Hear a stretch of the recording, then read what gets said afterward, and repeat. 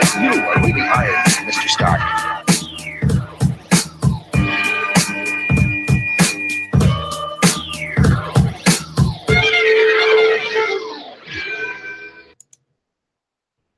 Hello, and welcome to another exciting episode of the Comic Book Chronicles. Yay! Oh. Woo, yeah, woo. Actually, I forgot to pull up the sound effects, but that's fine because oops.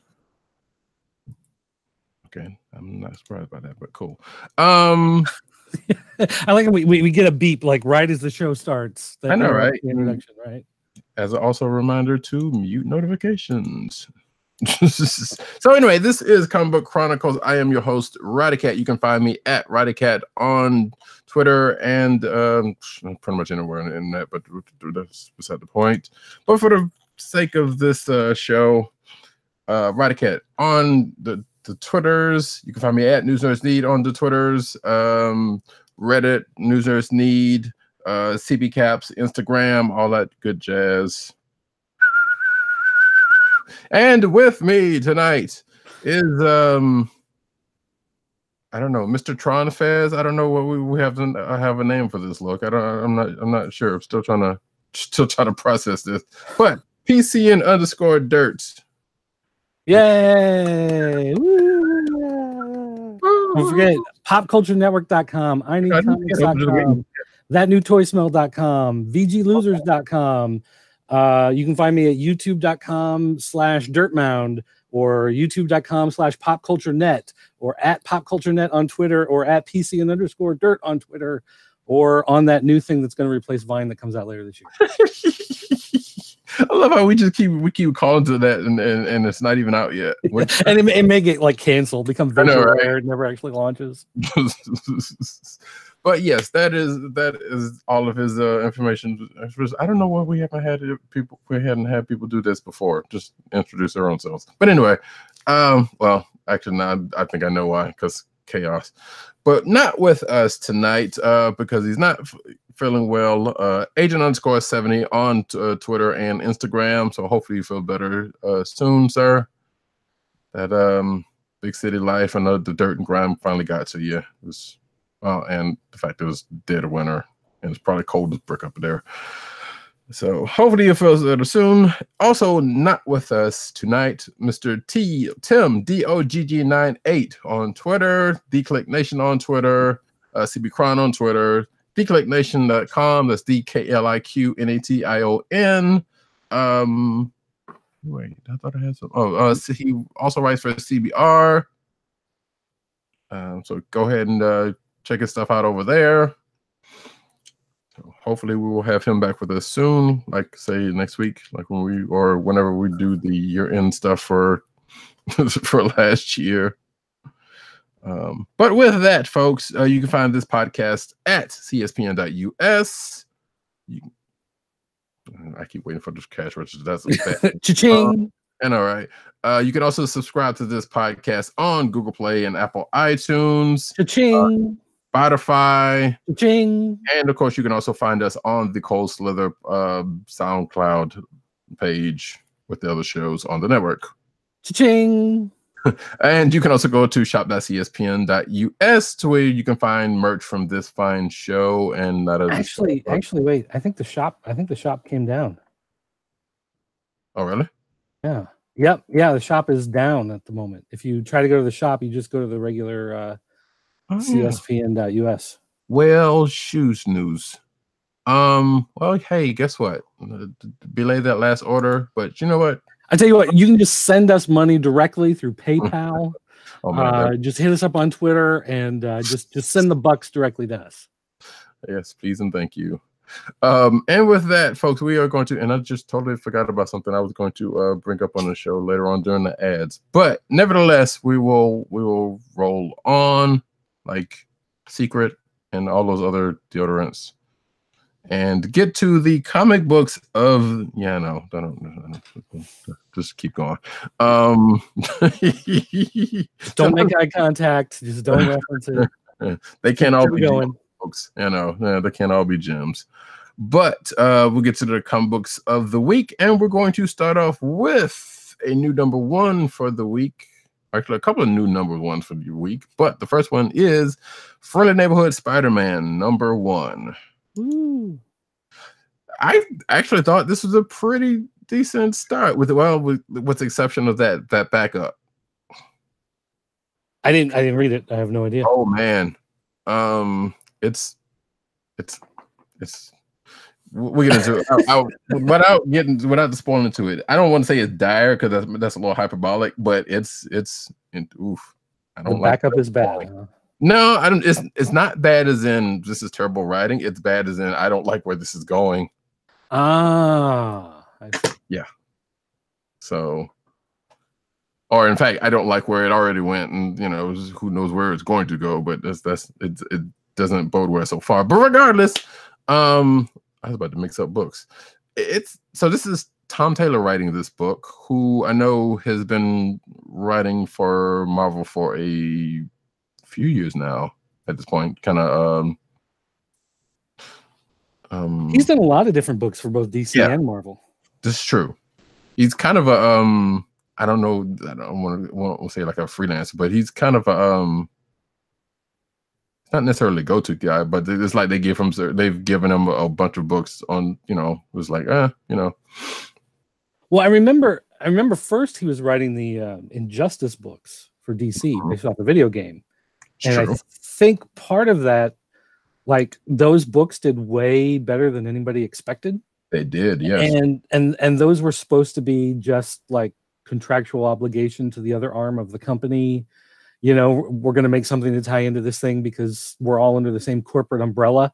And instead it turned into like a thing that still goes on to this day. They're still doing Injustice comics. So he really built something there that resonated with people. So then they gave him I think Earth 2, they let him mess around with those characters for a couple years. And I don't know what else, but yeah, I mean, he's just a guy that. So basically a lot of elsewhere stuff and kind of side projects. World building, some of that other stuff. Yeah. So, but yeah, like you just said, Injustice. I haven't finished reading all that stuff, but some of the stuff that I've read has been pretty good, and it's led him to a lot of stuff. Now he's writing Spider-Man. One of the many Spider-Man books that are actually not that many, but considering we've had 6 in the past, all out one time. I guess this is not as bad. Because it's like 3 or 4 now. Well, I depends on if you want to count Miles Morales or he's his own thing, or Spider-Gwen if she's her own thing. But yeah, you've got no. I'm talking about like Peter. Amazing, Friendly Neighborhood, Peter Parker, Spectacular. There's Spider-Man and Deadpool, which is still going on for some reason. That is still going on. I think that's it but then they do the Spider-Geddon stuff and sure, and that's over. But and there's also if you want to count the Venom stuff, which is kind of under that umbrella. And I mean, yeah, Spider Family does an ass load, but no, I'm just talking about just straight up Peter books. But Peter's got at least 4. Yeah, which he's all over again. Yeah. Well, new movie coming out. True. It's true. But I mean, with movie or not, there was never not going to be a Spider book. So this one, at first I thought, especially if you look at the cover, which I'm going to give you the thing right here. Yeah. So I don't know why, but part of me thought this was going to be like a younger version of a younger Peter Parker. Like say movie version, Well, he's very scrawny on this cover, right? So that's what made me think about that. But apparently it's not. And this is basically now, and you could almost say with what they introduced in the beginning of it, this is in line with the other books. Because in fact, there's even a footnote going back to a recent issue of Amazing. And of course, it basically, it's Peter kind of swinging along, gets into whatever Peter gets into as Spider-Man. Yeah, they said with the title being Friendly Neighborhood that it is him as the street level hero. Mm-hmm. So not so much going to be fighting the big bad guys and galactic threats and the giant monsters and whatever. It's going to be much more of fighting the street thugs and the low crime bosses and getting cats out of trees and helping old ladies with their groceries and all that good stuff. Getting squished by a little girl, which I thought was cute. So, but like I said, this the main story of this was pretty nicely done. It's like I said, it's definitely in line with what seems to be the other books. And granted, I haven't been keeping up with that much of the other books. But again, still kind of seems in line with those, and it kind of sets up where this story is going to go, which, not to get into too much of it, but, like I said, he's doing this kind of day-to-day swinging around and doing his friendly neighborhood stuff. And I think he's been in that place he's been in for a minute now, right? I know the most recent volumes of Amazing kind of goes into more stuff. I think the first issue of the new run of Amazing showed him getting his new apartment. Yeah, okay. That's what I thought. So you get kind of little touches of that, but then there's something going on with one of his neighbors, which he gets involved in during the course of this. And of course, you got to bring apples. So apples? Yes.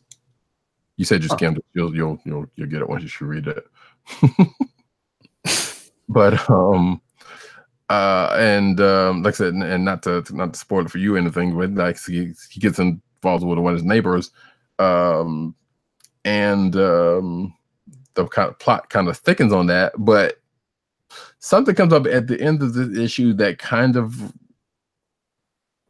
weirdly reminds me of something that's happened recently in the X books. Or in Extermination period, at least as far as I know. I know it's been going on. Something's been going on for a while, and that led up to Extermination. So I was like, wait a minute, I could have sworn I've seen these people there, and I don't know what's going on with that. But so here's the question: is it worth reading? Is it worth, like, this was a $4.99, wasn't it? It is might be, yes. I don't know. Actually, I have to look it up real quick.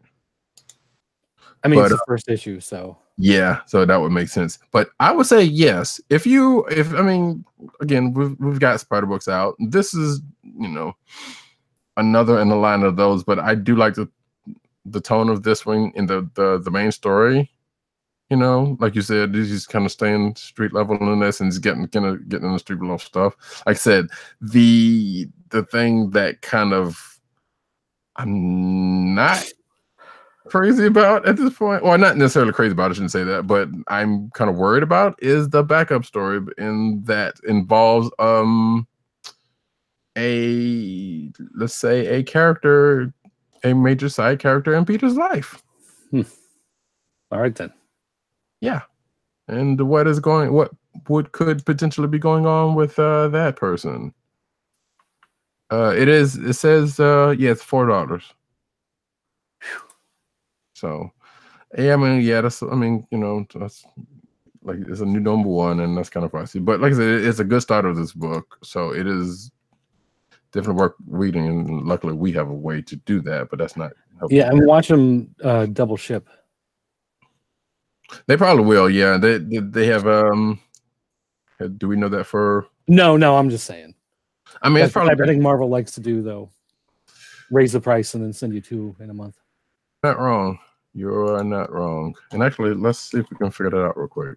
Because I know. Come on. Be nice. Here we go. I know this is riveting, folks. This is what you tune in for. This is the type of quality entertainment that you're going to get.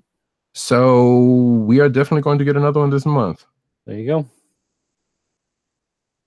So yeah, is what it is. Yeah, exactly. And with that, we shall. You want to scoot over to the other number one? Yeah.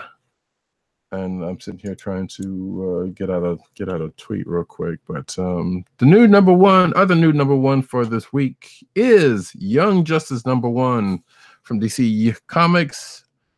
under the Wonder Comics. I guess this is Bendis's imprint, huh? Yeah. So like he's doing a whole subsection of books for tweens and teens. Yeah. I mean, And it's so not that's- just because I know there's a couple of people writing under that imprint also. Right, but right. So like, maybe. yeah.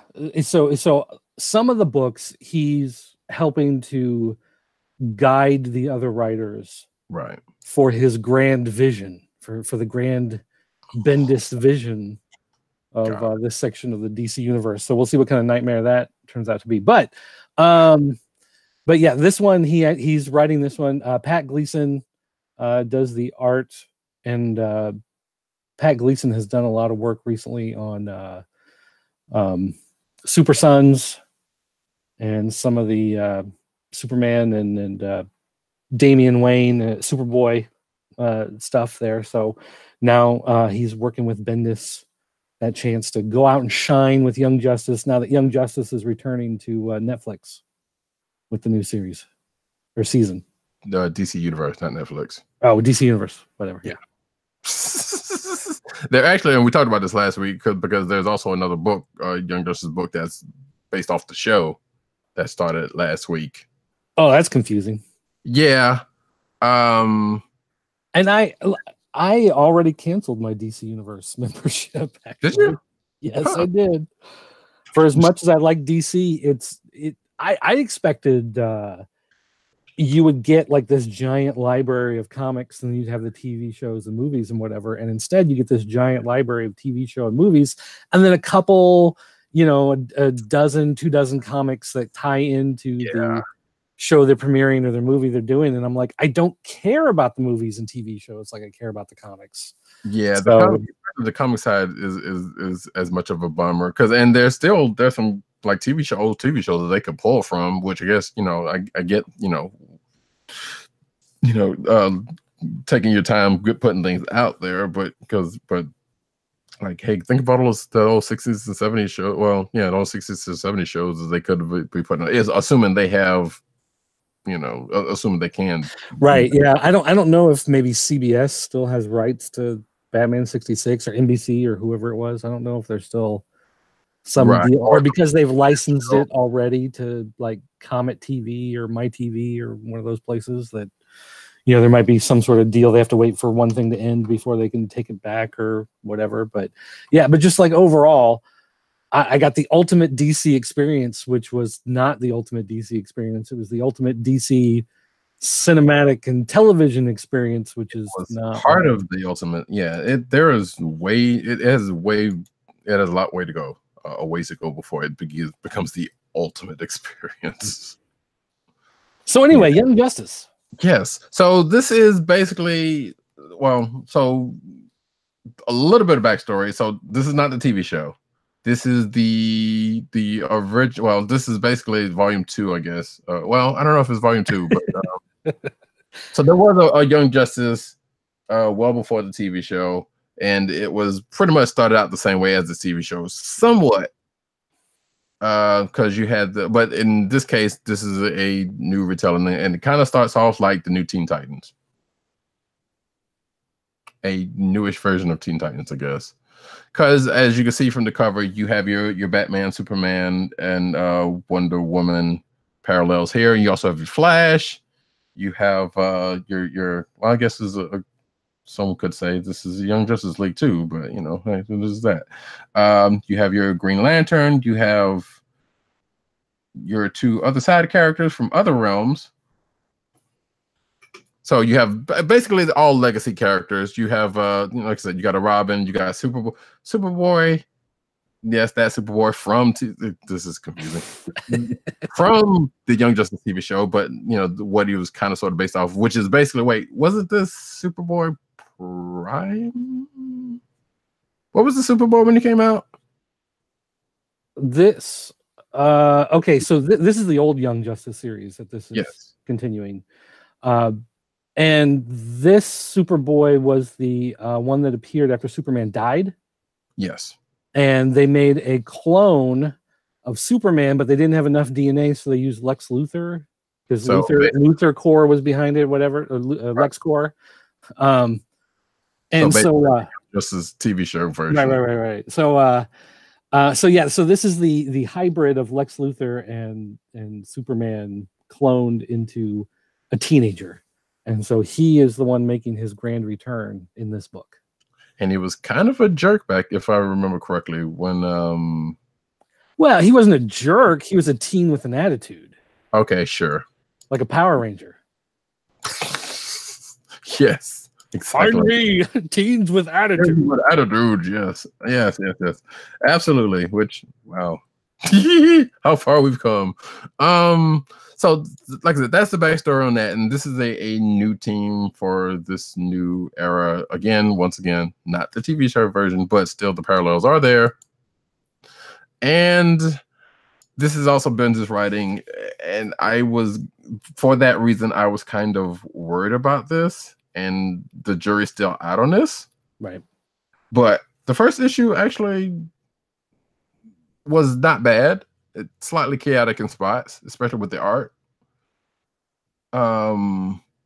But yeah, we got a new number one of Young Justice. And like I said before the show, it kind of makes me want to go back to the first series and read that. Yeah, and there's some sort of weird thing about how this connects to Gem World, and Gem World knows about all the different universe changing crises.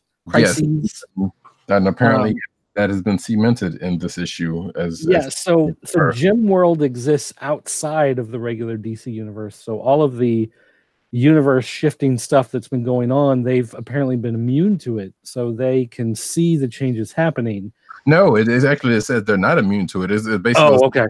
Yeah, they basically said that every time something happens, every time there's a crisis on Earth, something happens here, and we get caught in the but I mean they're immune to it in the sense though that they know that the changes happened. Right. Their whole universe doesn't reset with no memories. But at the time, it kind of screws up their universe. Yeah, but the thing that gets me here is that you've got Damian on the cover. That's not Damian, but yes. Oh, it's not Damian? Oh, see, which is why I said I have questions. Okay. Well, okay. So anyway, we've got a new Green Lantern that nobody can seem to explain. Which I'm sure they'll in issues. Yeah, we've got Jenny Hex. We've got this blonde Wonder Girl. Well, I mean, that's Cassie Sandbar. She's been around, so yeah, but I don't think in the New 52, right? Correct. Well, she may have, but I'm not sure because all that you would know more than I would on that one, and all that kind of stuff has kind of been, with Rebirth and stuff has been just right. Okay, but anyway, this Superboy, who's from the old universe, and Flash. This is Impulse. This is Flash's descendant from the distant future, who we thought was dead. Yeah, but I mean, he's from the future of an alternate timeline. I'm with you on the I have questions. Like, where is this book taking place? It seems like now, but no. But I mean, like, I don't think this is the regular DC universe. Like, this is not the New 52. Actually, I'm thinking it might be though, but it can't be. That doesn't work. I know, because you think about it. So I will go ahead and tell you this. That's Tim Drake. Okay. So, and as you probably know, Tim Drake's either been dead or been in the future or misplaced somehow. No, because Tim. I want to say he showed up somewhere in the New 52. Batman Beyond, wasn't it? Or was that then? See, all this stuff kind of blows together, and my DC stuff is just I don't know. Well, no, because I think they because I thought they quote unquote killed him, but he was actually not dead. He was just elsewhere. Oh no, that's right. Because he became Red Robin in the regular DC universe before everything happened. So then when it rebooted, he came back as Red Robin. But then they said that he was never actually a Robin in this timeline. He had been taken in by Bruce and was trained by him or whatever, but then he decided to become Red Robin and try to be his own hero instead of being part of the whole Bat family thing. Mm-hmm. So he exists in the regular New 52 Rebirth DC universe as Red Robin. He was never Robin. So therefore, this Robin can't be him. This has got to be from some parallel dimension, alternate timeline. Mm-hmm. See, and I said, I would agree with you if it wasn't for the fact that they said, because like, I think he even says in this book, he's a Robin, which that could still support what you're saying. But he never wore the Robin suit. Well, he is now on this one, but I don't know. So there's a fairly good chance that you are probably right about that, and it would make way more sense in the long run. Especially like I said, with some of the other questions I would have, like again, Impulse. Oh yeah, because he was in the relaunch of Detective because he was part of that team. Mm-hmm. It was him as Red Robin and Batgirl Stephanie, what's her name as Spoiler, and Clayface and Batwoman and whoever. Oh, the other Batgirl who's now Orphan, I think is her name. Yeah. And so they were all part of that team in Detective. So yeah, he even had a part there, not as Robin. Once again, questions which we may or may not get answered during the course of this run. And although I think here's the bigger question though. Okay. I wonder if this is supposed to start after the events of Doomsday Clock, and if whatever happens in Doomsday Clock causes that's actually another crisis. That's still going on? Yeah, because it was supposed to be done by now, and it's been delayed. And so I'm wondering if this was supposed to happen after that, but since that's been delayed so much, they just went ahead and put it out because you got everything else, it's got to come out. So I'm wondering if it somehow ties into Doomsday Clock. Don't know. At this point, I am willing to go one way or the other, which is this, as you said, an alternate kind of alternate thing, which I feel probably is not the case, or that I don't know. I don't know. I have questions. who even knows? Or do we just go? Bendis? Yeah, that was going to be the other. I was just about to mention that. Like, yeah, this is basically Bendisism. He's just gonna chalk up what he wants to and let it roll. So this is another $4.99. Is this one worth the same $4.99 that it was Neighborhood Spider-Man is worth? It was an interesting read, and like I said, the main thing it made me do was kind of want to go back and read the original series because I felt like, and granted I don't remember reading too terribly much of that series, but it had some of that. This seems to have a little bit of that quirkiness in it. So if you have somewhat of a fondness to that, this may slightly stoke that. Again, it is a little. You don't need anything else to jump off in it because it's not tying to anything from the past, and it still might be slightly confusing because you'll be like, who is this person? Who is that person? Unless you're up on your DC lore. And with a couple of new characters, you'll probably still be that way. But I would say, yeah, it's an interesting read. I'm actually kind of curious to see what the next issue is going to be like. All right, then. Okay. So that being the case, but at the same time, it's still Bendis, and I'm still kind of leery. You got to take that with what it is. So with that, let me go ahead and because I know you have X amount of books and I do too. Let me go ahead and talk about Avengers number 12, which I know you dropped off this book. Yes, I did. But this book continues to be kind of strange and kind of weird, and I'm slightly here for it because in this issue we get the origin of the Avengers support group team, that being called the Agents of Wakanda, and all those people you see on the cover that is being shown right now, with the exception of Black Panther, who's the Avengers chair, are on this this team, and actually there's a few more, but there's so this is basically goes back a few months into the creation, or the few weeks. One regardless, it goes back a little bit in time into the creation of this new team. And Black Panther kind of going around recruiting some of these people, a lot of these people, and setting people up in certain positions. So, you know, he goes to the Wasp, Janet Van Dyne, he goes to Okoye, he goes to Odin is kind of an advisor type situation, but that whole situation with the Panther and Odin is kind of amusing. But then again, anything with Odin in the book is kind of weird. I really have a hard time buying into Odin being part of the Avengers now. Well, in the way that he is, it is kind of like, why? But he's kind of basically like, he's like the old man, just like, who has all these stories. And well, I know, but it's just this idea that he was on this ancient Avengers team, and he just never bothered to mention it to anybody, you know. Right. It's just never come up before.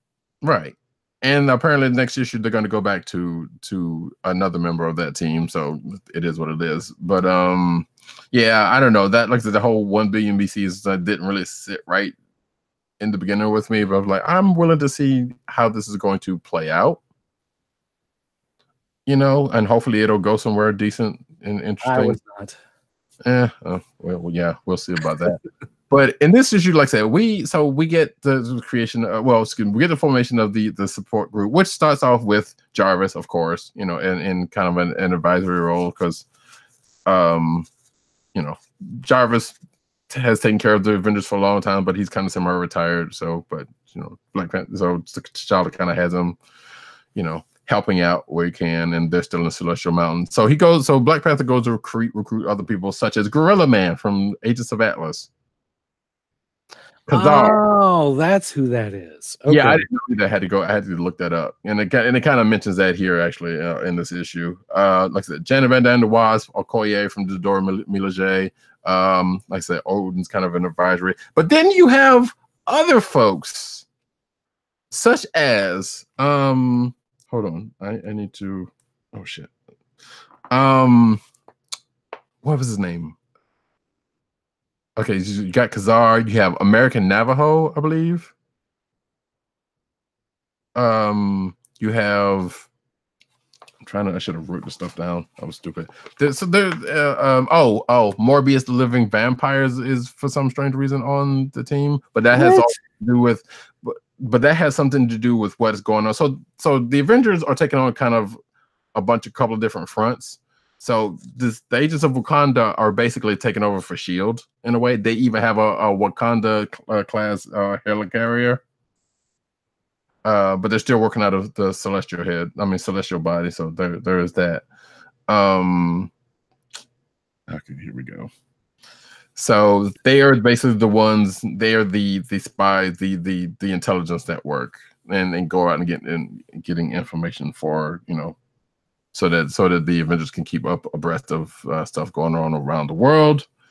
And that is their basically function. So Morbius is basically on the front that is dealing with something's going on in Transylvania with vampires. There's going to be a vampire civil war that's going on. So we're going to get more of that in issues to come. And of course, they're still doing it at the Atlantis thing, because they have somebody going out and you know, checking that stuff, which you would think they would have gotten somebody else to do it, but the person they did, sure, it worked out, I guess, because hey, it was written that way. So let me see. Khazar. Oh, Brew from the X-Men. The Brood, little midget Brood. Excuse me, the little person Brood. Excuse me. Like I said, Morbius.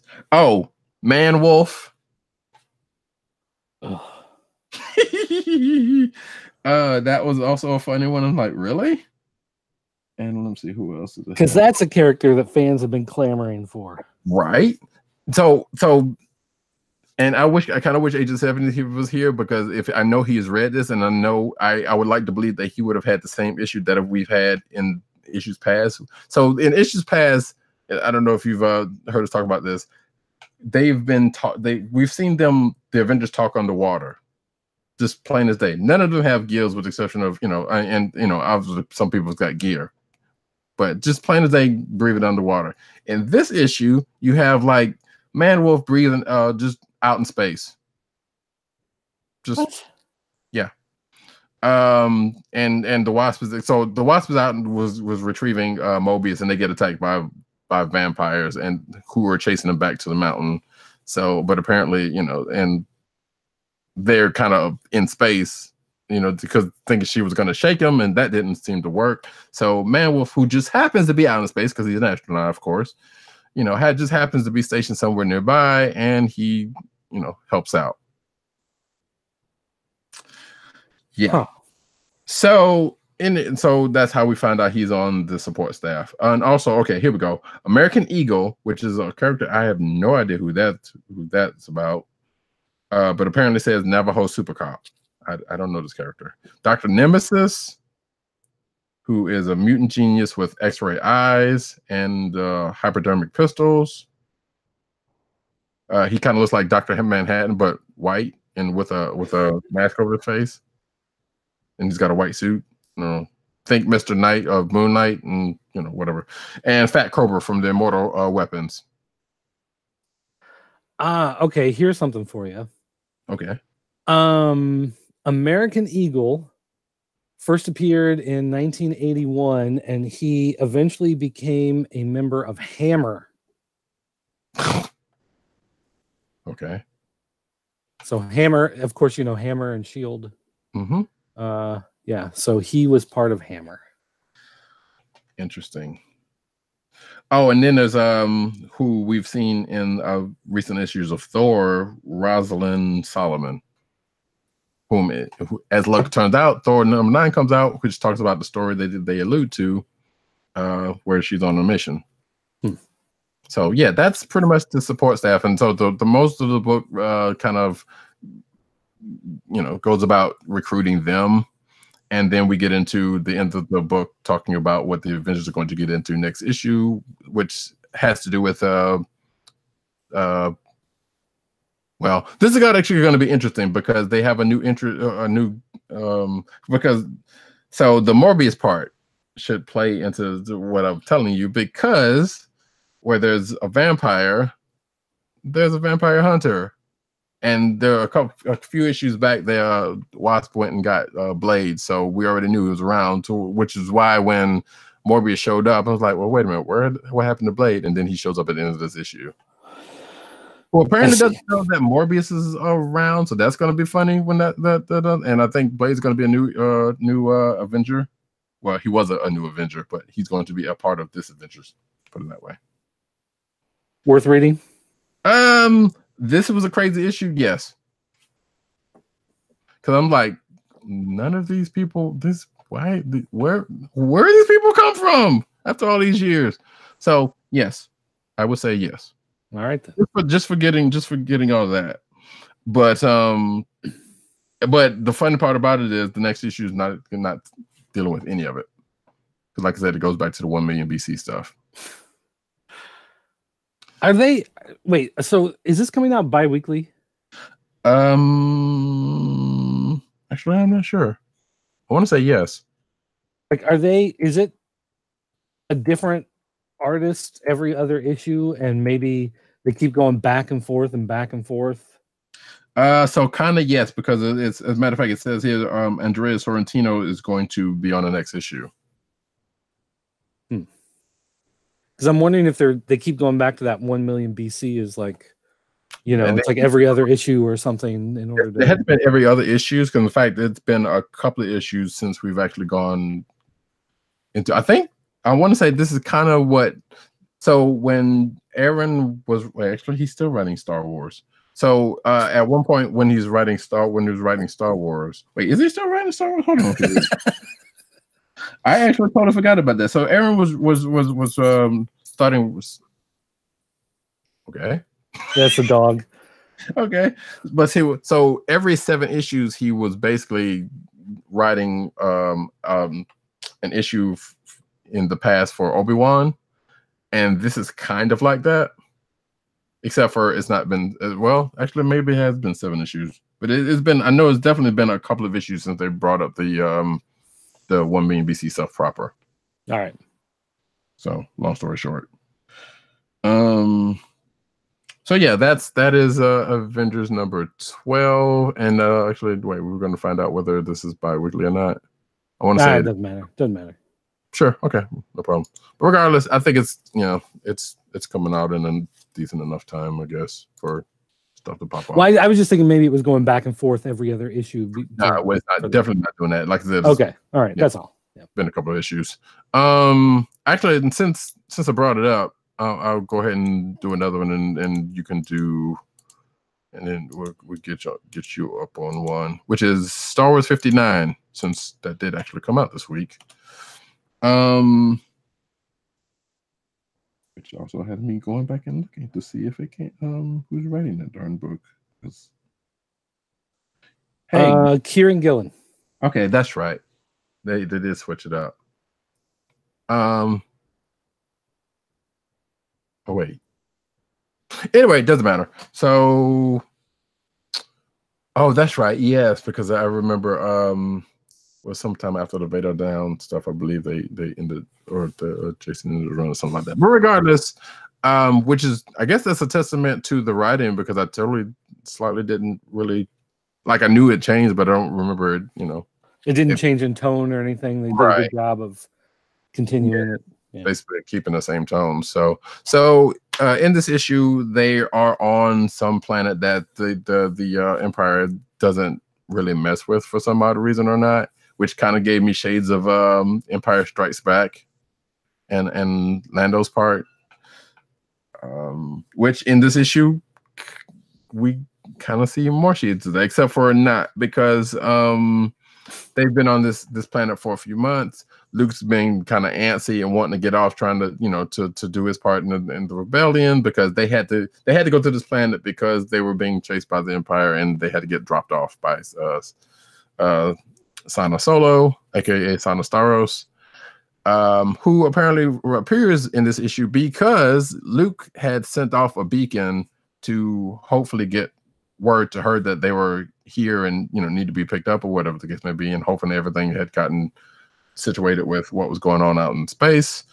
We come to find out in this issue that, well, one, if the Empire didn't know about them, and the people a couple of people on the planet were kind of worried about the fact that they would come here and kind of screw some stuff up, but they have also had their own contingency plans for if something like that to happen.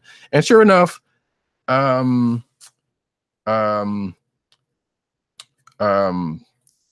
are there's a bunch of stormtroopers that do come in the form of Scar Squadron, who've been shown up in past issues, but it wasn't because of Luke. It was because of the people on the planet. This is their contingency plans, and since this is a planet where things are kind of on the peaceful, they have a let's say gentlemanly way of handling skirmishes or whatnot, which leads to something that happens at the end of the book. And if you see the cover of this book,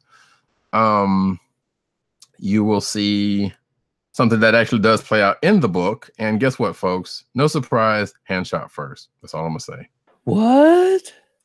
Shocker, I know. Actually, you should read that part if you because he did or he didn't.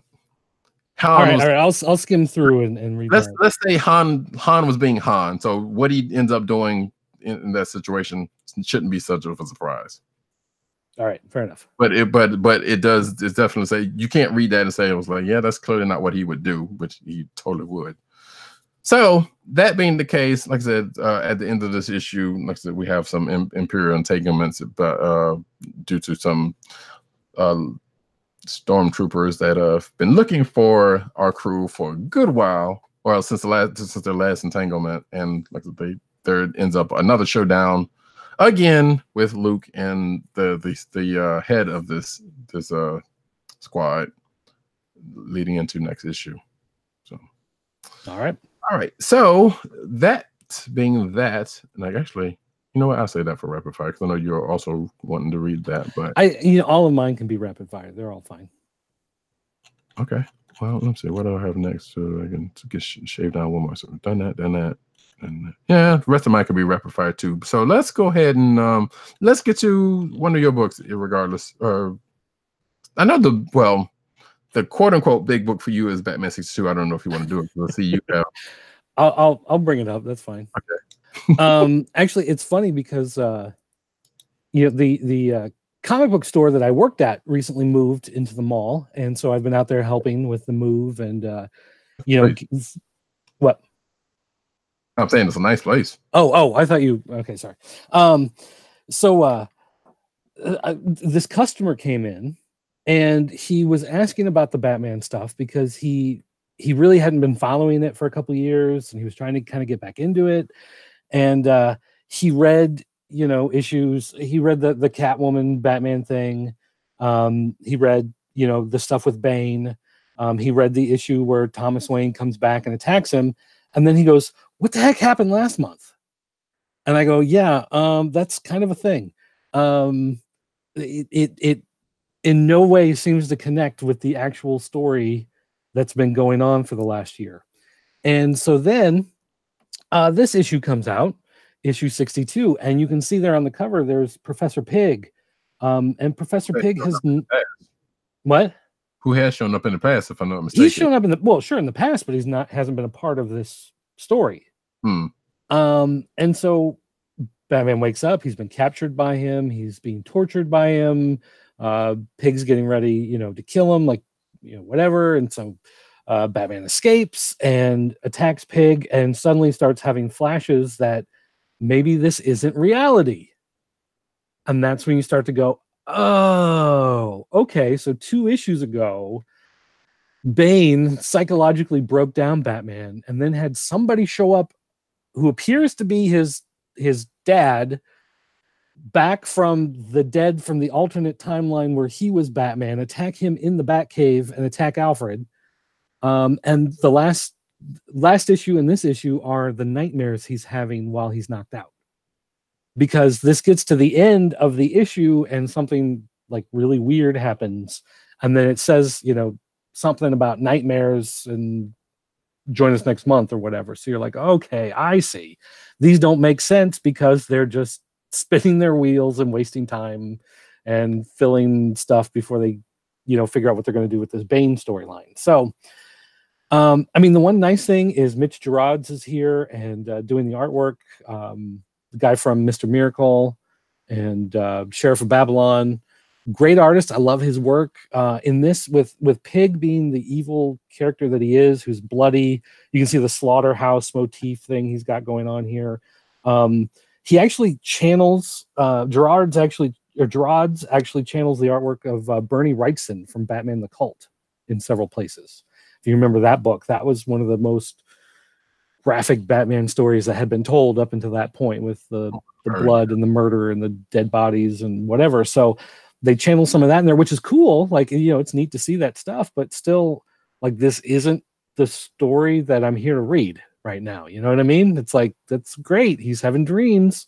Can we please get back to what the heck is going on with Bane and Thomas Wayne, So it does feel like it's just kind of spinning its wheels and wasting time right now, which is a little sad.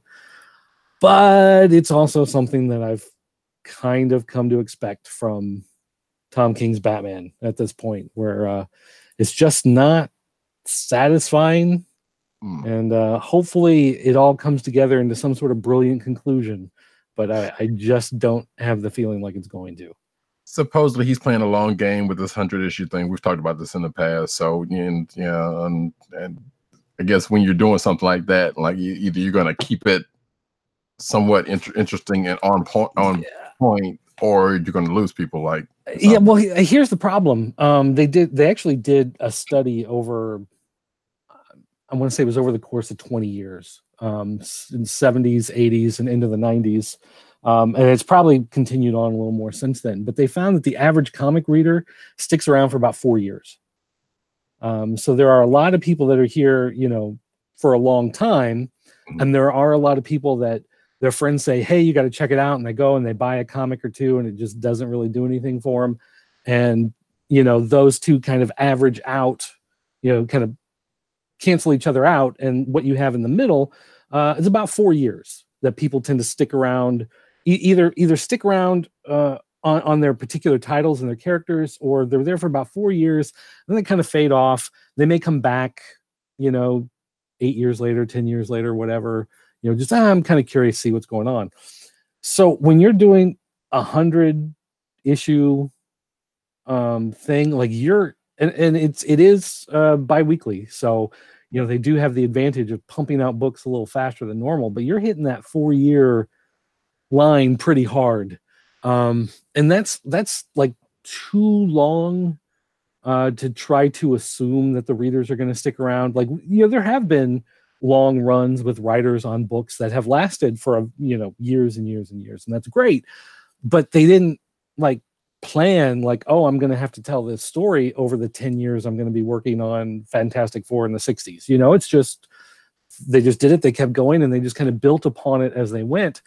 And this, I was looking back at some of the early stuff from the run where you had Gotham and Gotham Girl coming in. You had that whole storyline going on in the Batman books, and that was we are nowhere near any of that stuff.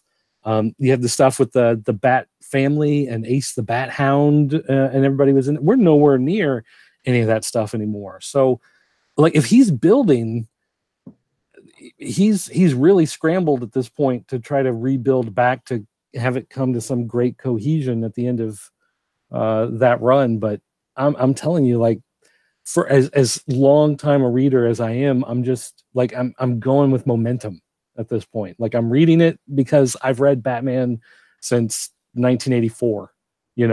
Right. It's just one of those things. But I'm really not into it, and I'm hoping that something comes soon. Although I will say, if I can find it, I did catch up on Detective. Here it is. Detective has taken a turn recently. Yes. And where are we? Oh, we're using this camera. Yeah, we talked last week. Yeah, Detective is now counting down to the issue 1000, and this has actually been really good ever since they ditched the whole Bat team that we mentioned earlier, the Red Robin and the Stephanie Brown and Clayface and all of that. Once they got rid of all that and just went back to telling Batman stories, this has actually been really good in the last few months. So this is where I'm actually getting my fix nowadays. Speaking of that, what do you? I guess going back to that for one brief moment, how do you feel about that? The big thing that happened in that issue. Well, the character. So I won't spoil it, but yeah, the long time week. So well, yeah. But if in case.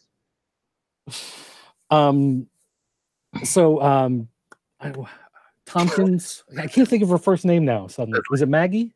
Leslie Tompkins. Yeah. So she was the social worker, caseworker, whatever, that worked with young Bruce, and she eventually found out that he was Batman, and she always tried to either talk him out of it or talk him away from being that brutal, dark, Frank Miller-esque version that he turns into sometimes. And Bruce Wayne is getting targeted. Alfred's getting targeted. She got targeted. Nightwing got targeted, recently. She got targeted, and it looks like she has actually been taken out. Confirmed. So, again, it's comics. It's the DC universe. May all reset in 6 months anyway. It can also be one of those things where they just kind of ignore it for about 3 years, and then she just suddenly reappears and they act like it never happened, because that's been known to happen from time to time. So, I mean, she's not a strong enough character that you're going to really miss her. But she is a fun character that they do play with sometimes, although they made her a lot younger in the New 52. She used to be an older, gray-haired lady, almost like they were doing an Aunt May type of thing. Right. With Bruce. Typically with, I don't know if she started or she was around before the animated series, because that's where I remember her, just a couple episodes with her. But I don't know if she was around before then. Well, let's see here. She first appeared in March of 1976. So, okay. Yeah. So, yeah. So anyway, yeah, like it. On the one hand, you're like, wow, that it's kind of sucks to see a character like that, just kind of be blown off and go away. But on the other hand, it is comics. She'll be back at some point. Harvey Bullock is still out there somewhere. He hasn't come and died yet. So, there's plenty of other characters in the Bat mythos for them to play around with. But I'm sure DC Universe will reset at some point. She'll be back. Okay. But I guess back to the Batman 62, unless, excuse me, issue number 62, not to be confused. But, yeah. I'm just it's just not satisfying. And I think King works better when he's got more constraints on him. When he's working in a miniseries, when he's doing something like Sheriff of Babylon, or he's doing something like Mr. Miracle, where you have this small window and you have to get your story together and get it out. I think when they give him just this big blank canvas and say, just do whatever, he just kind of gets lost. Okay. That being the case, we can theater of the mind, folks. Spin up the Vulcan cannon and go in. There you go. Yeah, okay, there we go. No theater of mind needed. That was just as if we still had the effects. Going to rapid fire, folks, and I will go ahead and get the rest of mine out of the way real quick because I know I see how many you have. So, Star Trek: The Next Generation. Terra Incognita number 6. I know you've been waiting for this issue so you can read them all. And I will be curious to hear your thoughts after you read it. I did read the first issue when it came out, but then I was like, I'm gonna wait. I'm gonna savor this. I'm gonna let it all, come together. And then I'll read it. So it's something I do plan to sit down this weekend and read them all.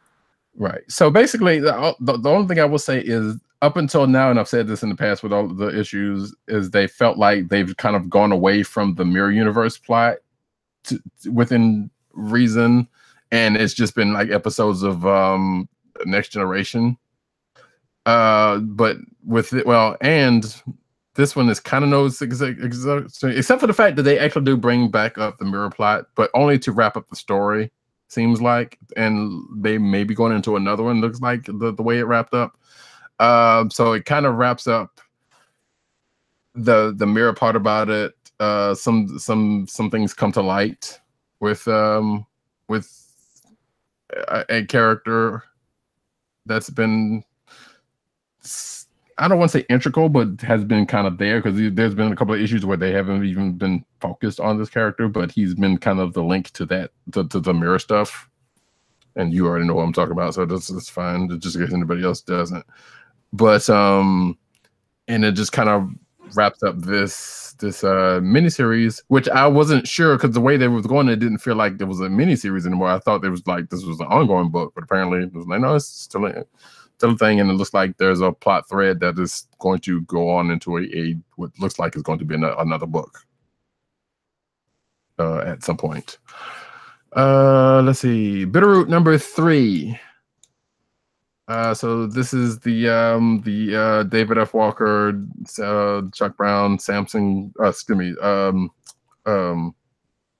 Green book.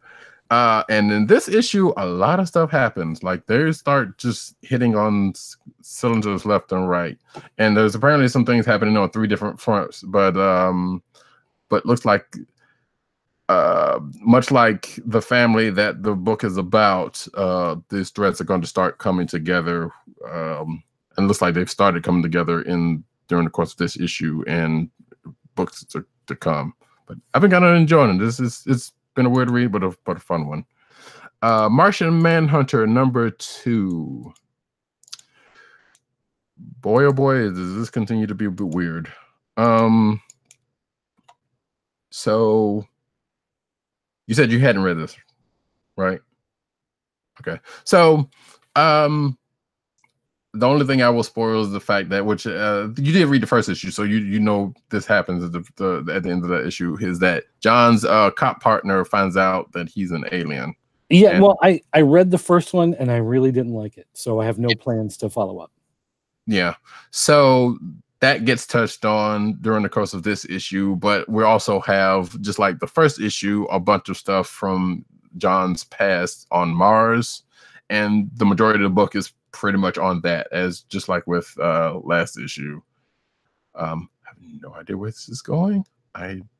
It's just been a weird read, and hopefully it all, and even back on Earth part, like there's, you know, John's hallucinating or some stuff from Mars that has caused, you know, like I said, whatever happened at the end of the last issue, and his part to find out to happen. So hopefully something comes together with all of this. I don't know. It's just been a weird read, you know, and especially with the art the way it is. But I see the art choice they went with. It makes sense, but it's kind of strange. Last book, Miles Morales, Spider-Man #2. Actually, I enjoyed this issue because it is an issue. Well, excuse me, it's a team up between, despite what the cover looks like, it's a team up between Miles and Rhino. So there are some kids. They both individually looking for a kid related to people in their periphery, but you know, and this is their unlikely team up. And for you wrestling fans, there is even a wrestling nice little wrestling reference in the course of the book, because they end up taking on Tombstone. Did they make an Undertaker joke? No, they do not. Oh, okay. There's an Tombstone, and that made me think Undertaker. I know, and actually, I didn't even think about that until you just said that. But that would have been funny if they had. I probably would have thrown this book away. No, I'm just kidding. But there is an actual wrestling kind of reference made in the course of this book during the course of their team up, and at the end of this issue, another hero appears who apparently is going to help them out with what is going on with them. I enjoyed reading this book though. This issue was pretty good.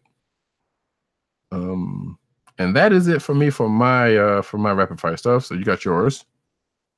All right. Let's see here. Let's start with Punisher. We've got a new Punisher book here. This is issue 6 of this new series that's been going on.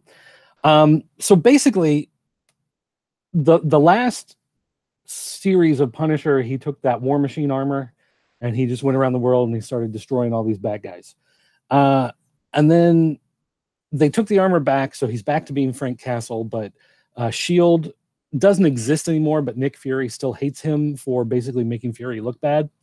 And so Fury was working with Winter Soldier and Black Widow trying to bring in Punisher. And they were upset with Frank because of the secret empire and what he played, the role he played there with Hydra, whatever. So basically what you find out in the last issue is that he got Black Widow, Winter Soldier, Luke Cage, Iron Fist. I think there's Hawkeye was there. Nick Fury grabbed all these guys and came down, finally captured Frank Castle. They had him in cuffs and they're leading them away. And Nick Fury decides that Punisher is actually going to go somewhere else.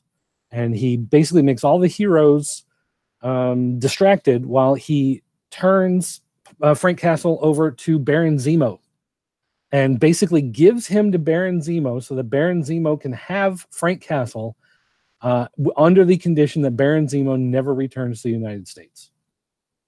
So Baron Zemo has his own little nation, some like European, Eastern European country that he's taken over. And I'm sorry? Sokovia? I think it started with a B.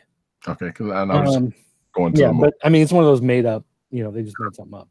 But so he's so Nick Fury's a dick, but he's torturing him. Always has been. He's making him watch like animal torture videos while he's chained up in this room. He's like doing all this weird stuff to him, and he throws him into the general population prison because a Hydra prison is probably the last place you want to be if you're the Punisher.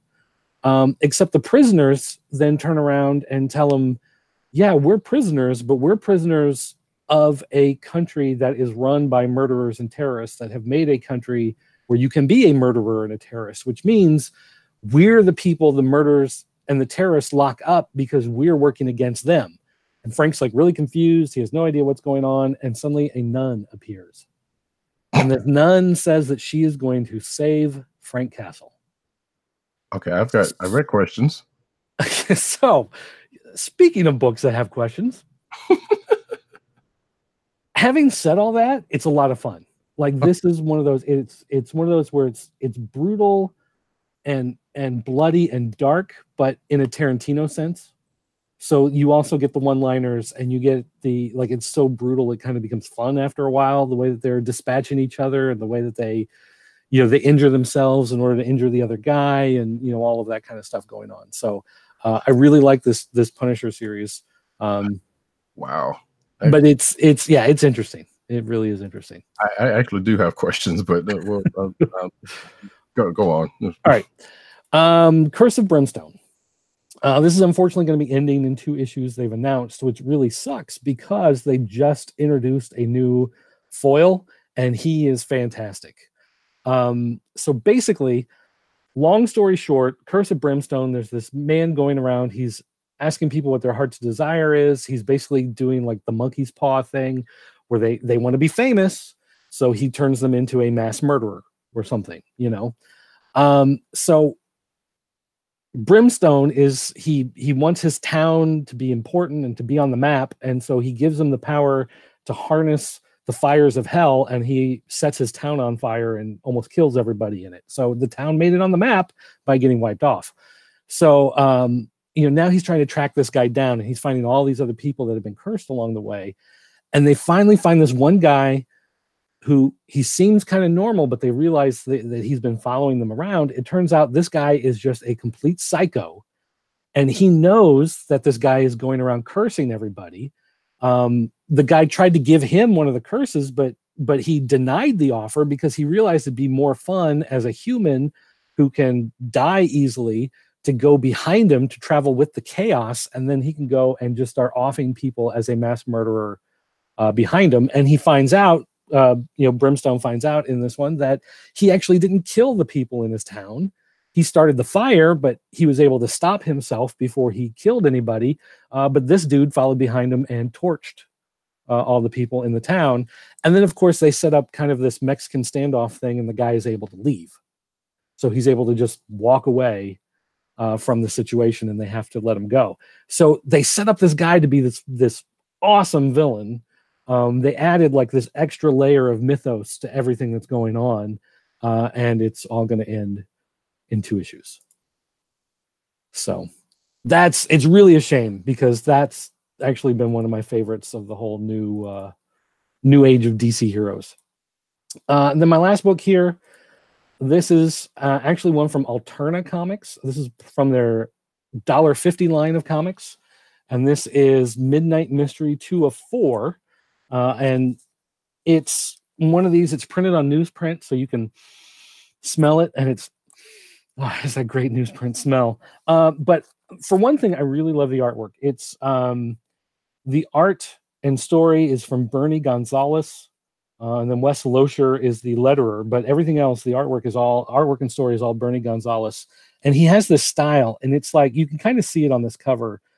It's like Mike Mignola on Justice League Animated. I was about to say, it's also kind of a Bruce Timm type of. Yeah, it's kind of, yeah. You could say it's got kind of that dark. Well, and that's because of this particular story.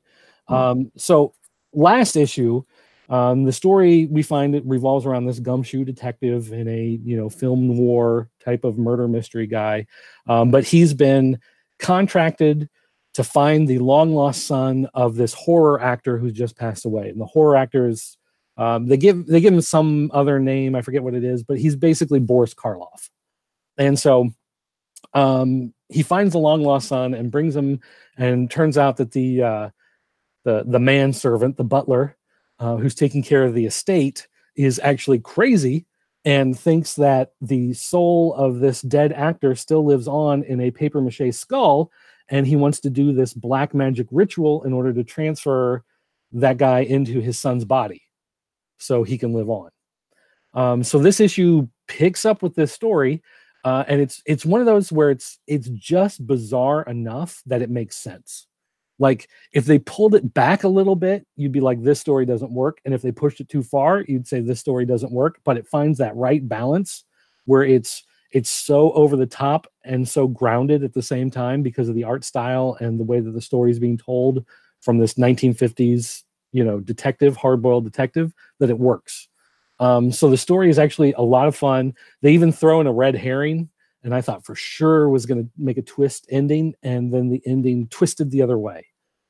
So I really, for these books being $1.50, there's a lot of good stuff going on in these comics. And, at that price, you really should go out and find these books. I think everybody who loves comics, they're going to find something to love from Alterna and all these books that they're putting out. But one extra thing that made this book so special was on the last page, they actually put a fake ad. And this is an ad for Monster Munchies Creepy Cakes. And if you remember the old Twinkies ads that used to run in the comics, or the Hostess Fruit Pies or whatever, they made their own fake ad for this fake candy, this kid's dessert. And again, the artwork in here is just beautiful to look at. It's thick dark lines and lots of dark shading in areas like a Mike Mignola book, but then it's also stylized like the way you get in the Justice League stuff. So it's a lot of fun. It's really good. I love these books, and so actually this is gonna blow the roof off everything, but Midnight Mystery is actually my click of the week because it's cheap, it smells great, story's fantastic, the art's fantastic, and they went the extra mile of throwing in some extra stuff to make it super fun. And I've lost Roddy. Did I lose? Am I? Yep. Wait, you're there. Okay. I didn't know if I got kicked off the internet or if you No, went away from it. sorry. I sent the note. I don't know if you saw it, but that's fine. Oh, I saw it. Stall for a second. Okay, well, which I got it now. Yeah, that's fine. So you're good with that, and that's the Midnight Mystery 2 is my click of the week. Ah, okay, nice. We'll just throw it in the thing, and with that, we will go ahead and get to the clicks of the week, which you've already said yours. We have Tim's, which is Young Justice #1. We didn't get one from Agent 70. I think Agent 70, if he was here, his click would have been the Marvel Presents #3 facsimile edition, which reprints the Guardians of the Galaxy. Yeah. And this, not only does it reprint the comic, but all of the original ads. Oh, nice. If you want the Evil Knievel toy, it's got the like all of it. You want to learn how to work out, and if you want some X-ray specs, yeah, I was about to say all of that stuff. Like all of the original ads and everything are reprinted in this thing. This thing's great. All of that, jeez. Although the thing that I found, kind of it's like kind of shady and impressive. Up in the corner where the price is, there's that it's $3.99. Yes. Right, but right underneath it, there's back up a little bit. Yeah, I don't know if I can get in focus here, but there's 2 C's inside another C. Right. 3 C's. That actually was the mark of Capital City Comics Distribution, which doesn't exist anymore, partly because Diamond has taken over the entire comic book industry. So basically, they put the mark of the other company that went out of business because of Diamond. Basically, the version they had must have been one that was released by Capital City, and so they just left it on there, and Diamond never bothered to look. So now you can actually get a comic off your shelves that has Diamond's Competition's logo on it, which I found to be a lot of fun. That's the type of thing that makes me smile. Right. So wait, have they done any more of those facsimile editions? They did a Fantastic Four a couple months ago. There was a Fantastic Four #1 facsimile edition. I don't know if there've been any more. I'm trying to do a quick search here, see if I can find anything, but That's fine. Just the stalling's doing me because I'm still trying to figure out my click. No, Fantastic Four is the only other one I see. Okay. So Fantastic Four, and now this Marvel Presents #3. Gotcha. Cool. Yeah, I thought that was a big issue of that, like a compendium or something. But I guess it's just that one issue. I must have read that wrong when I saw it. There may have been a trade or something that came out. I don't know. Yeah, I thought I saw something on Comixology about there being something around that, but who knows? I mean, even if there's a trade, you're not getting all the classic ads and everything in it. That right. For me is part of the fun. The total fun of buying something like that is to see the Evel Knievel wind up stunt cycle. You know, I had that thing. Anyway, so yeah, if those of a certain vintage will know. Oh, okay. Check this out, Roddy. All right. What? So I just showed you the Capital City Comics distribution thing being on the cover. On Diamond's website, if you look up here, is this showing up on the screen? Can you see this black box? Focus. Yeah. That black box is where the Capital City Comics distribution thing is. Huh. So they actually covered it up. They caught it on their website and blanked it out. But if you buy the actual print copy, it has their competitors' icon. That has been purposeful. On purpose. That's weird. That's funny. That's funny. So there you go. Yeah, well, maybe something will come out on that. And we'll find out what the deal is on that. But cool beans. So excuse me. So that being the case, so you did your Miles Morales Spider-Man #2 is going to be mine. Okay. Yeah, I enjoyed that. So right. that was a couple of different picks. That being the case, we're going to, I guess, let you go. Yeah, I was gonna say it's way past my bedtime now. Yeah, and luckily I had to run out so I can get something set up for the ad. But so we will see you, sir, next week, hopefully. Yeah, hopefully. And we might even do a year wrap-up thing next week. I'm hoping. Take a look back at 2018. I mean, we're a couple weeks into January now, so you know. Did that before though, so it's not But yeah, so hopefully we'll be good for that. All right, thanks for having me. I'll see you next week. All right, no problem. Take it easy. And with that, folks, we are going to get into the news section. But first, we have an ad read to do. And as we do around this time, luckily I had the foresight to actually get part of that out of the way. And actually, I can't do what I was about to do. So unfortunately, that's going to be screwed. So that being the case, let me grab the script and say that. Actually, you know what? No, I'm going to do this one. Funko, Fun at First Sight, your home for exclusive collectibles, apparels, and brand merchandise. And now the listeners of the Comic Book Chronicles can enjoy 10% off your entire purchase when shopping at Funko.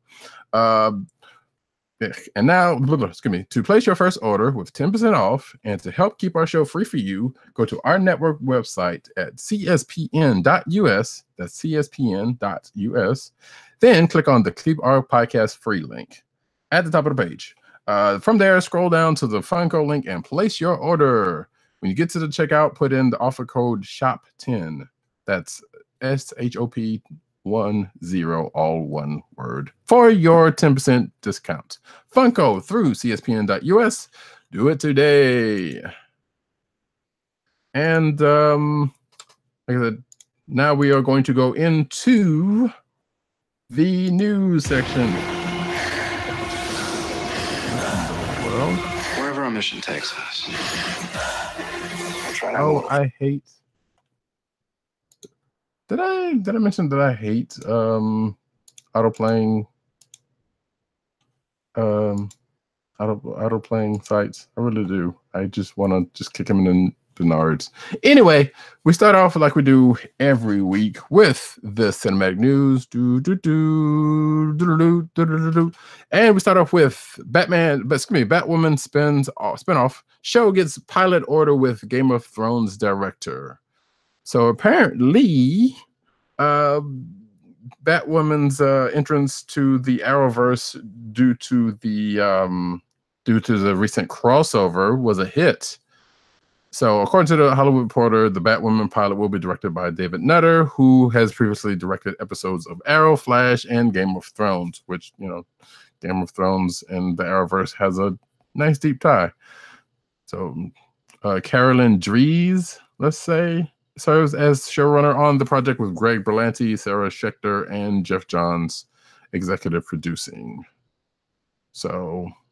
cool. I still haven't seen the crossover yet, so I'm way behind. Report. DC working on standalone Batman The Long Halloween animated film. So a new report suggests that DC Entertainment could be working on an animated version of one of the Dark Knight's most iconic tales, Batman The Long Halloween. Excuse me. According to some site, DC Entertainment is working on a animated adaptation of The Longest Halloween, the iconic 13-issue series from writer Jeff Loeb and artist Tim Sale, ran from 1996 to 97 and focuses on an early event in the Capes Crusaders' career. Working with Jim Gordon and Harvey Dent, Batman sets out to track down a serial killer named Holiday. Every day is a holiday. Oh, who murders people on holidays, which sounds like Calendar Man. What is going on there? Okay, anywho, that will be another question for another day. Justice League versus the Fatal Five sets voice cast, according to the Hollywood Reporter. So, DC veterans such as Kevin Conroy, Susan Eisenberg will be joined by Diane Guerrera and Elise Gable. And let's see, does it say who else is going to be here?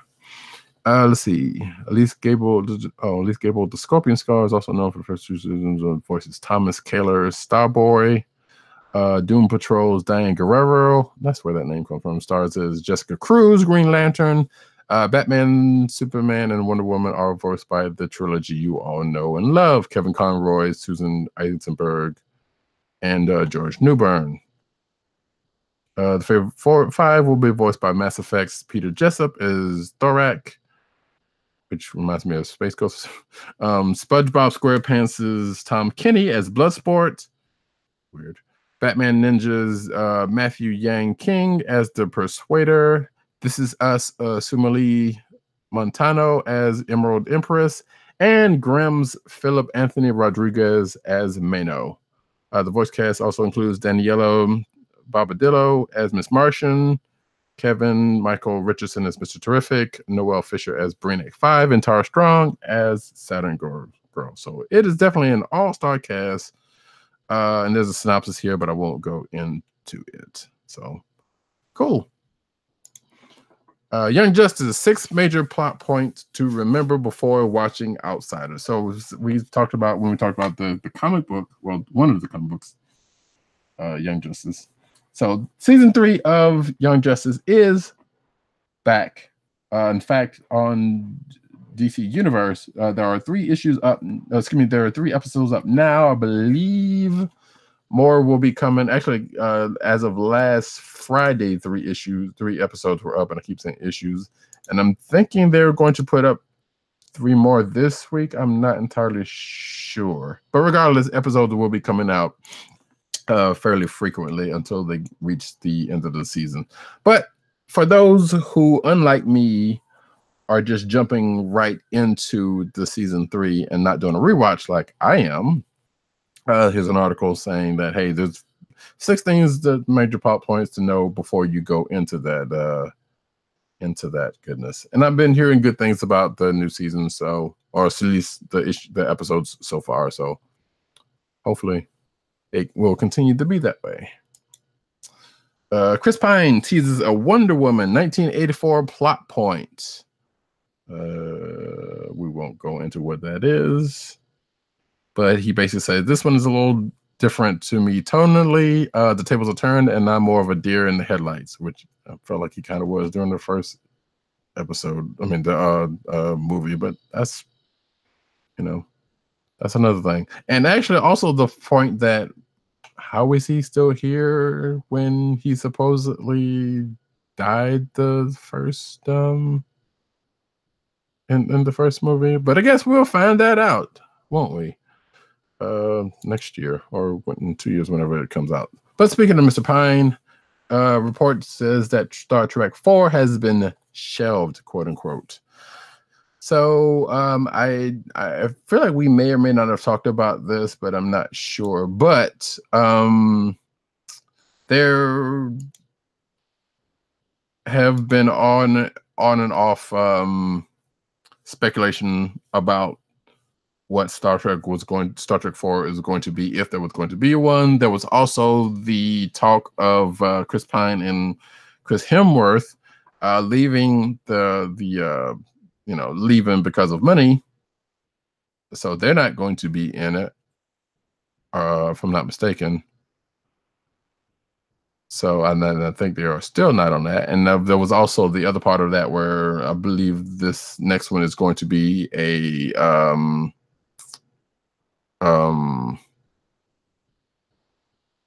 shoot, I forgot dude's name. Oh wait, let me see if it says so here. It does not say here. So yeah, and there was a Tarantino directed. This is supposedly the Tarantino directed one, if I'm not mistaken. That's what I was trying to think about. But we don't know what it's going to be. And apparently, since this has been oh wait, and it says here the news comes from Deadline, who's reporting that the movie has been shelved following the departure of its director S.J. Clarkson, who's just been recruited by HBO to helm and executive produce its secretive Game of Thrones spinoff. So he went where the money was, also, or she, whoever it was. So yeah, I'm not sure if this was supposed to be the Tarantino one or not, but no, Tarantino supposedly has been cooking up a Star Trek one, and like I said, the Pine and Hemsworth leaving because of money disputes was a whole nother thing. So if we see another Star Trek movie, who knows? I'm just saying there weren't bad movies; they were just different. Anyway, Daredevil fans launched #Save Daredevil campaign. So yeah. Fans doing what fans doing for a show they like. In fact, if I remember correctly, Vincent D'Onofrio also joined his voice of support for the campaign, because why would he not want to keep a job?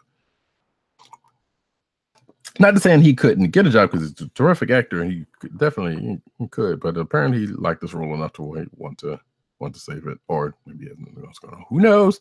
But yeah, there's a tweet from Mr. D'Onofrio on Twitter about this, just linking to the Save Daredevil campaign.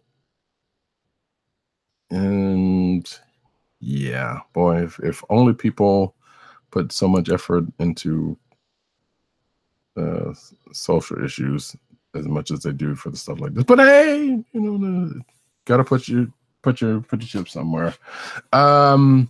Spider-Man, I guess I probably can't talk anymore regardless. Spider-Man Into the Spider-Verse wins Best Animated Feature at Golden Globes. So good on them.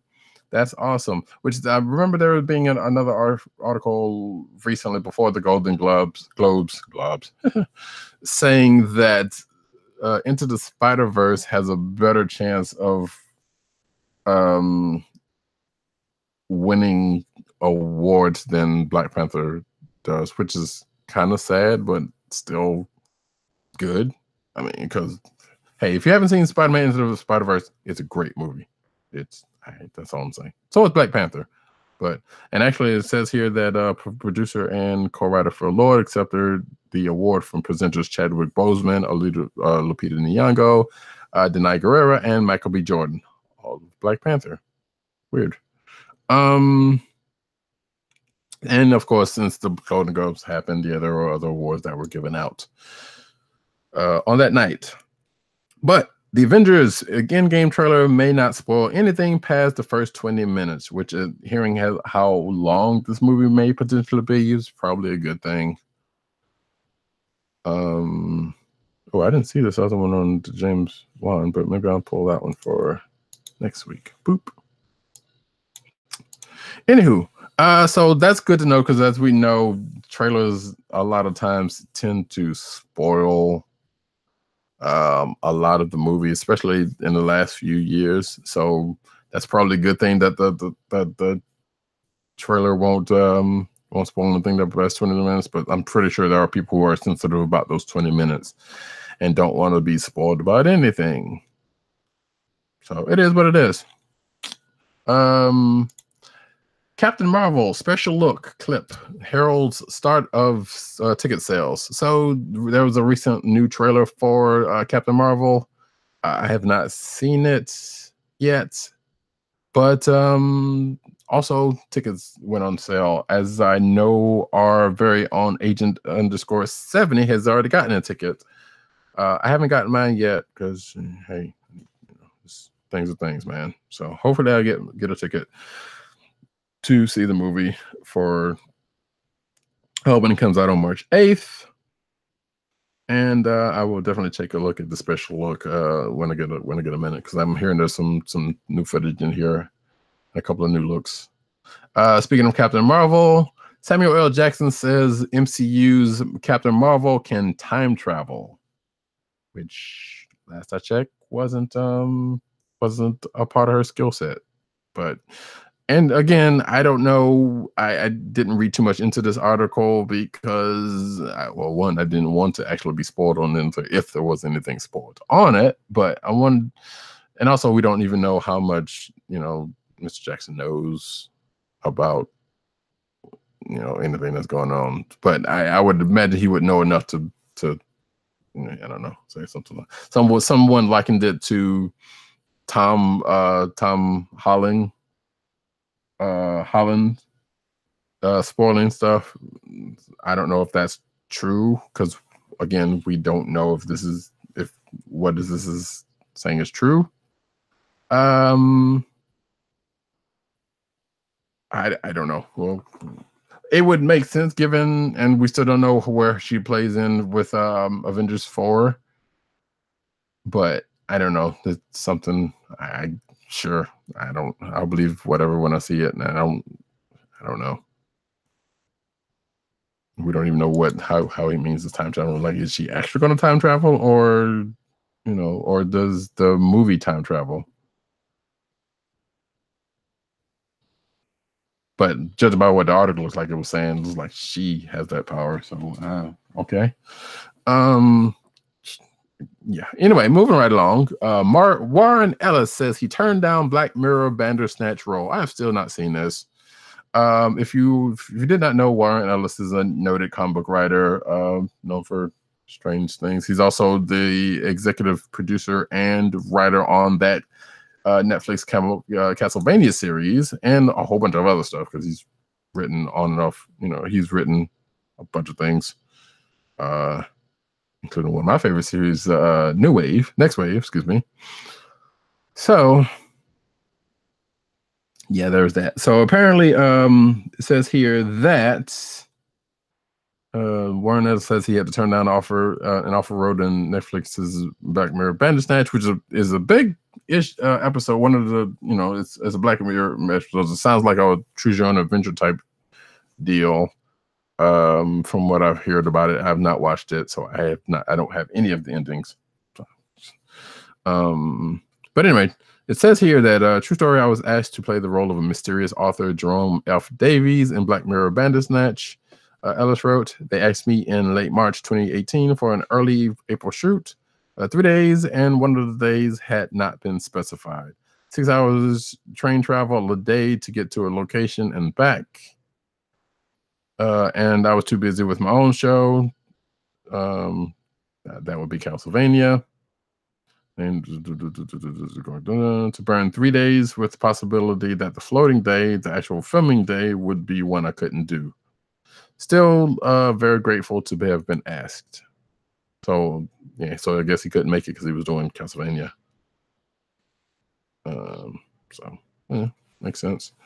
But oh, interesting. Jeff Minter, noted video game designer, was the one actually cast as Jerome F. Davies. Jeff Minter is he is basically he makes weird Tempest clones. Let's just say that. And if you know what Tempest is, the video game, then Yeah, I think he actually did Tempest 2000 also. I'm not sure about that, but he's definitely done some Tempest clones in the last few years. Anyway, that is that interesting story. Hey, wait a minute. I could have sworn. I guess that is it for cinematic news. And now we are going to go into the comic book news. And we start off with something that I would have normally have put into the clickbait section of the show notes, but I wanted to just touch on this here, and it is a look back on Jane Foster's epic run as Thor. Now, I'm not a big Thor fan, and I didn't read all of her run of the book that Jason Aaron had done, but she, from my interactions with the character, is probably more interesting to me than Thor Odinson has been in quite a while. So that is an article that's up on Sci-Fi Wire. You should go check that out. It's called "Looking Back on Jane Foster's Epic Run as Thor." It'll be in the show notes also. So, like I said, this just basically goes back to her origins and her time as Thor. It's a cool read. Go check it out. Marvel kicks off year-long event to celebrate 80th anniversary. So it looks like this is Noto art here. You can kind of tell that with these posters that if you can see by the video. So yes, Marvel's turning 80 this year, and they have a whole bunch of stuff planned for 2019. Apparently, starting this month and continuing through the year, Marvel will bring back some classic and reimagined Marvel superhero teams, revisit some of Marvel's early classics titles, such as Marvel Comics Presents and Marvel Tales, release facsimile editions and trade collections of your favorite issues and storylines over the decade, exactly as you remember them, and deliver brand new takes on Marvel history. So we talked about a lot of this, including that facsimile issue of Guardians of the Galaxy that Dirt had. So this all plays into that, and yeah, they had already been doing a lot of stuff, because obviously Champions itself is an old group that they brought back, and they've brought back Marvel Team Up a couple of different times, and a few other things Tales to Astonish. They did that with the Hawkeye Winter Soldier thing. So they've been kind of doing some of this stuff last year, but they're just going to continue doing more of this throughout the course of 2019. And I was right, because it was apparently, let's see, Marvel will be featuring a special 80th anniversary themed variant covers throughout the year, kicking off with 9 connecting variants from superstar artist Phil Noto on select titles in January, which you can see them and probably get a hint of what titles those might be. From some of these, there's three of them right there. So apparently they're also doing Letters Fall Issue for an extra size publication of Marvel's millennial milestone that promises to change the course of Marvel history forever, at least until the 160th anniversary. Haha, very funny. And looks like there's some stuff being done on the animated front with Avengers Assemble and their podcast series that they do on Marvel.com, stuff like that. So yeah, so they're doing here's all of the connection covers that Noto did. So cool stuff. All right, Invaders is probably gonna be one of them. You gotta think about that. So that's cool, and those are probably going to be collector's items also, not just for the fact that that Noto's doing them. So cool beans. Well, I'm sure we will be talking about more of that as time goes by. Marvel revives Journey into Mystery with Avengers Zone's McElroy family. So Journey into Mystery was, if I'm not mistaken, was the book that launched Thor. way back when. So it is now coming back as War of the Realms Journey into Mystery, I guess, tying into the War of the Realms event that is coming in a couple of months. And it's going to be written by brothers Justin Griffin and Travis and their father, Clint McElroy, which was announced this past Thursday. They'll be writing the 5-issue series with Andre Lima with the covers, with artists, with artist Andre Lima and covers from Valerio Schiti. The series will star Spider-Man, Miles Morales, Wonder Man, Hawkeye Kate Bishop, Thori the Hellhound, Sebastian Druid, Death Locket, and Baldur the Brave as they search for Thor's little sister.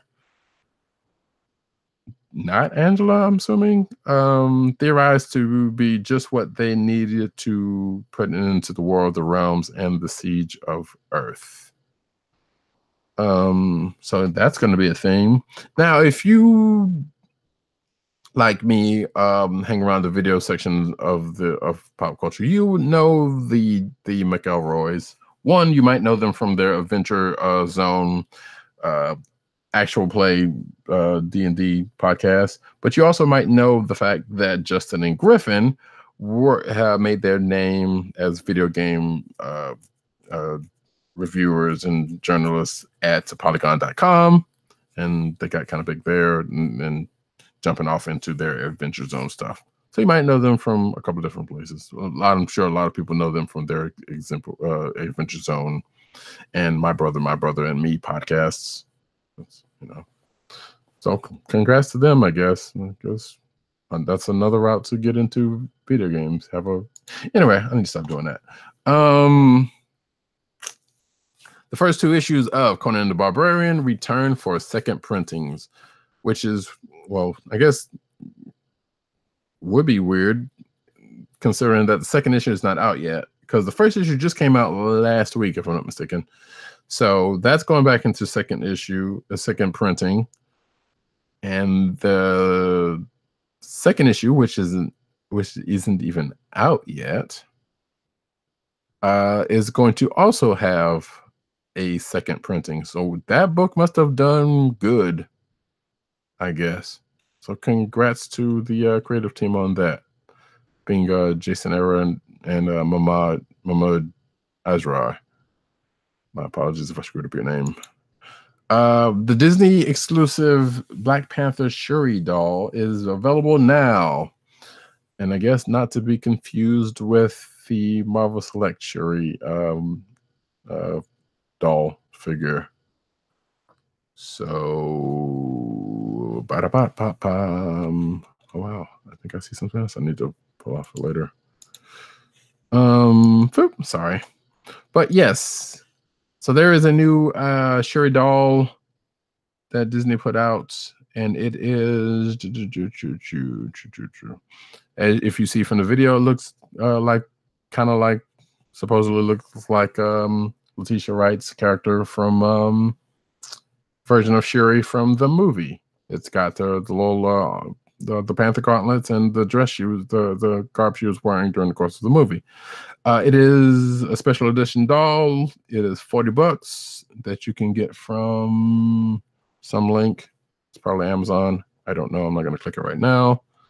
Yes, I am. If it goes to spam, okay, Shop Disney is where you can get it from. It's probably so. Wait, is this sold out? I gotta know now, because I think this is a couple of days old. Nope, still available.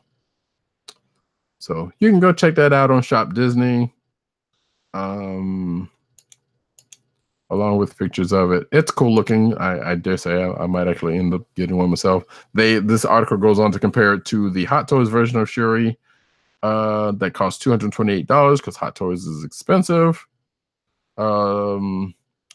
This seems more of a bargain than that one.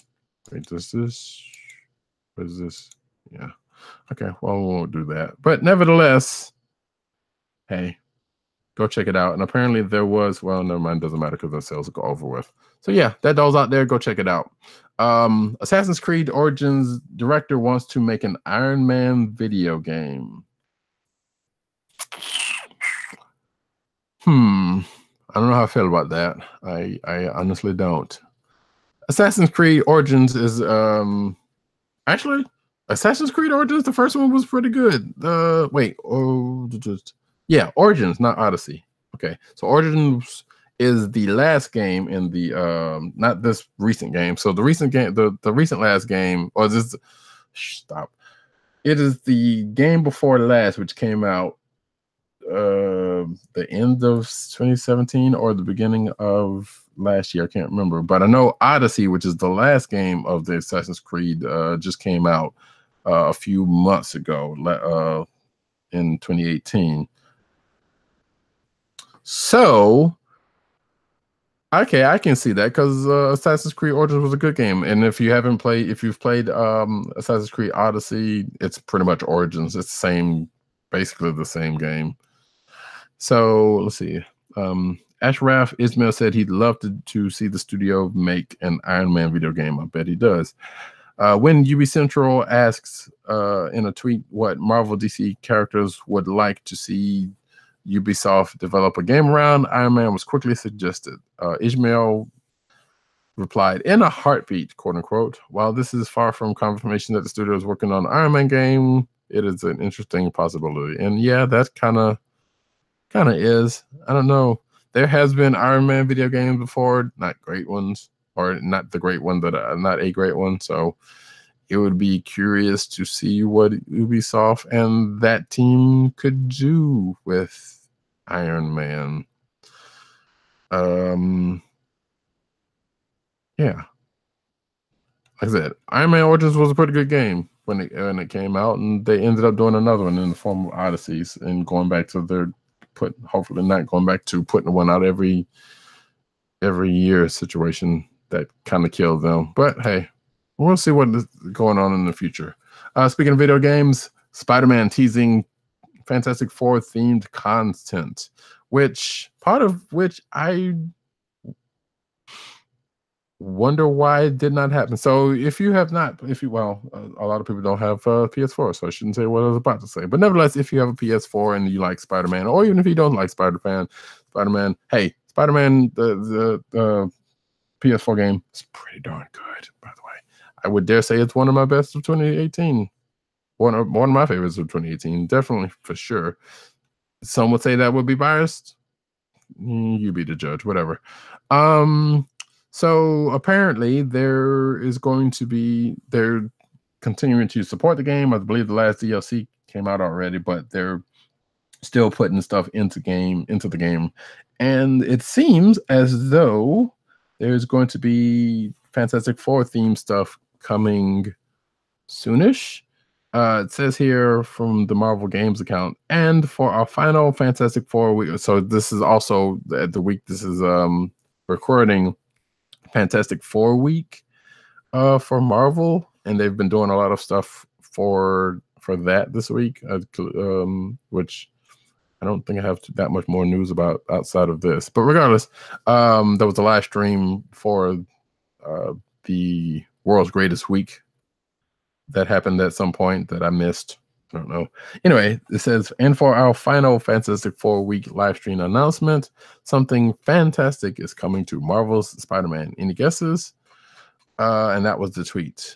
So apparently Marvel Games was kind of coy about what was, but I'm going to speculate, and according to this article, it does too, that it's probably going to be the new suits.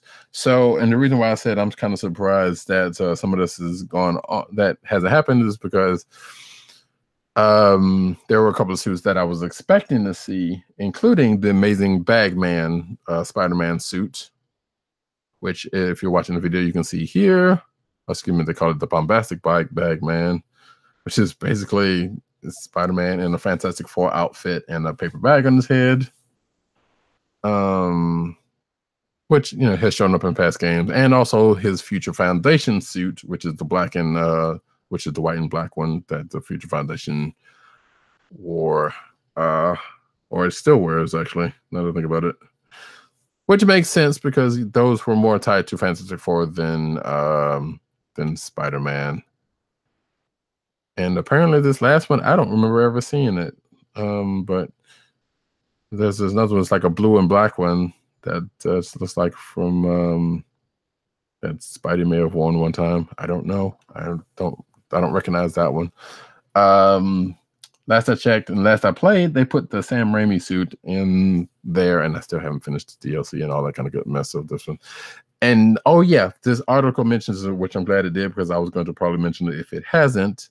So as you go around the city, there are landmarks that you come across, and a lot of notable ones there. Although Avengers Mansion is not in the game for some strange reason. Like Avengers Tower is, but I haven't seen Avengers Mansion. If it is, then I missed it. I have totally missed it. But they've got a bunch of New York-based landmarks. Baxter Building is not in the game. So this article is also speculating that they could actually put Baxter Building into the game, which is kind of funny because I'm imagining that you start up the game and you look up in the sky and you see the Baxter Building just descend like from whatever happened in an issue of Fantastic Four when it got raised off the ground, and if I'm not mistaken, they exploded it. I'm trying to remember. I feel like I feel like that happened. Like the Baxter Building got raised up off the ground and exploded. Presumably cutting their factory for it, but it didn't, obviously. So yeah, that's that. So we'll see. It doesn't give a timeline to when or what's the DLC is going to be, but more than likely it's going to be the suits. If it is going to be the Baxter Building, I'd be surprised by that because it should have already been in there, but I understand why not, I guess. Moving right along, Black Panther, Batman: Enemy Within, and Spider-Man earned Writers Guild Award nominees. So the Writers Guild of America West and Writers Guild of America East have announced nominations for Most Outstanding Achievement in Screenwriting and Video Game Writing during 2018. Winners will be honored at the 2019 Writers Guild Awards on Sunday, February the 17th, at concurrent ceremonies in LA and New York. So let's see. Black Panther is up for adapted screenplay, along with other movies, and Batman: The Enemy Within, which is the last Telltale game that from the Batman series, and Marvel Spider-Man, which is the PS4 game that I just talked about, are both up for video game writing. Also, Assassin's Creed Odyssey, which is the game I just mentioned briefly. But yeah, so congratulations to them, and we'll check back and see if any of those wins. Batman writer Tom King responds to fans questioning his CIA career. So apparently this has come up recently. And yes, at first I was like, what does this have to do with what he's writing? But apparently, it doesn't, and kind of doesn't. But regardless, so the Batman Scribe CIA was called into question by a post on some Tumblr blog, which cited purported correspondence with the CIA, as well as previous examples of DC failing to verify its writer's alleged service. Why does that even matter? So why does that even matter? He's writing comic books now. What does that matter if he worked for the CIA or not? Like, yeah, I get it. Like, I mean, yes, there was the whole hubbub about C.B. Cebulski posing as a Japanese person. That's a more heinous thing personally, but I'm not sure what his CIA service or lack thereof has to do with him writing comic books. But regardless, however, King was quick to shut down the speculation. He says, quote unquote, there's a post going around questioning whether I served in the CIA, which is odd because I did. And there's a way for employees like DC to check, King said in a tweet. Anyway, here's a picture of me in Iraq in '04 and an email from when I was getting sheriff reviewed by the agency. That would be Sheriff of Babylon. And here is the tweet and picture in question. So, and it shows him in Baghdad, and an email exchange therein. So, yeah, even his wife, even his wife's wife had words to say about it, saying that my wife has, for the first time, requested that she be quoted directly on this feed, being as Twitter feed. King explained. Colleen's quote said, "Tell those assholes to call me and ask me what it's like to worry every day that you get shot. You served your country. Fuck those fuckers." And there you go. So, again, I don't know. I don't know what this has to do with his writing. Like, are they somebody's trying to discredit him for some stupid reason? Like, thinking DC is going to fire him for it? Makes no sense. But, and I'm sure there are some sites out there spinning this all kind of crazy ways, including whatever that Tumblr is. But regardless, it is what it is. Speaking of Tom King, excuse me, Heroes in Crisis, a major DC hero just returned with a new mission. So we kind of talked about this last episode. I want to call everything issues for a reason. With Agent _7 is we couldn't understand the fact that Blue Beetle is somehow back. And I guess I could have asked Dirt earlier because he may have known, because he's more up on DC than probably either one of us. But I didn't think about it earlier. So maybe we'll think about it next week. But yeah, Ted Kord is apparently around, and he broke Booster Gold out of Sanctuary Jail or wherever jail he's in. And it sounds like he's got a different mission. And, well, it sounds like they're presumably going to see who actually did what, or solved the whatever mystery of Sanctuary themselves. But it sounds like Ted Kord may or may not have some other issues going on in addition to that.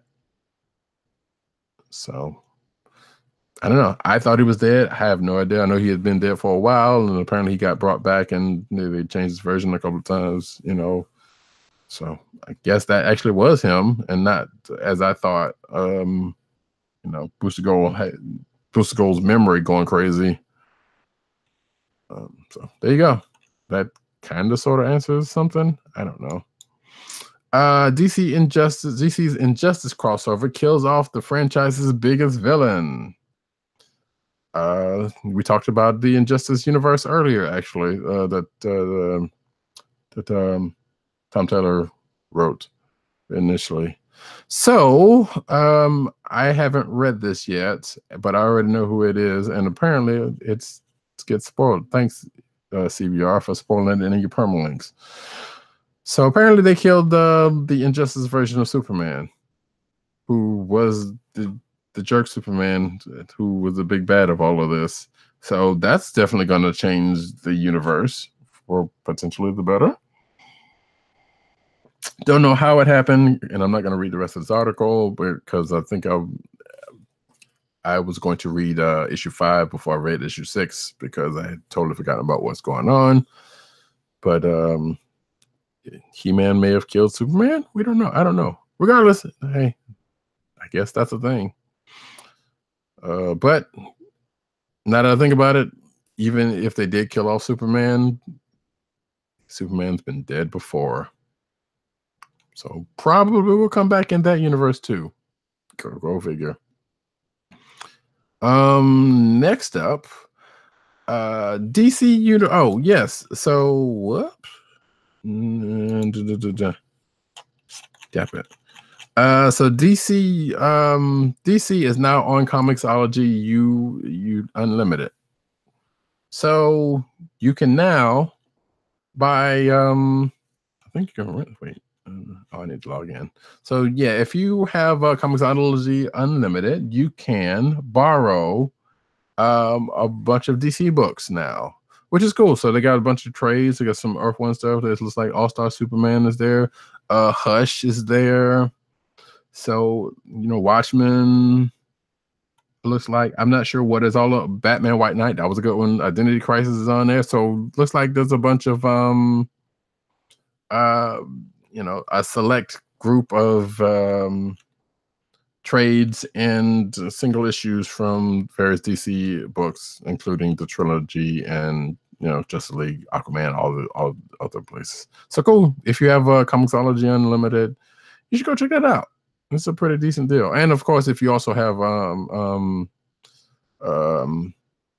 Unlimited, you get a little off of, you get a discount on books if you actually bought some books from there. So cool deal. Young Justice totally redefines 80 plus years of DC continuity. So we've pretty much already talked about this, in the fact that the new issue of Young Justice that we talked about earlier states that there have been 7 crises in the DC universe.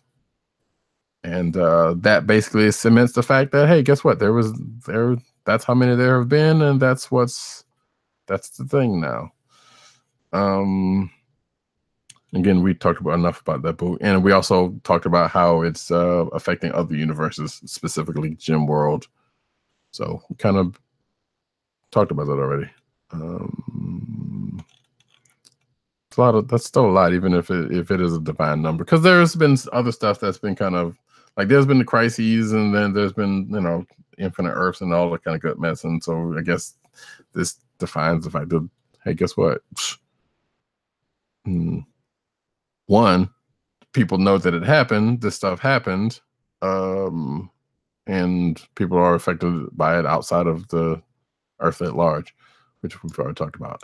And I believe, folks, that is the end of the news section. I want to make sure. Yep, that is it.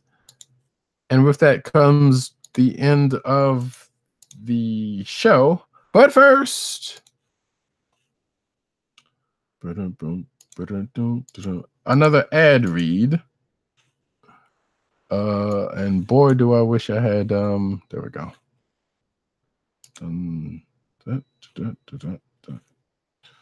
Yeah,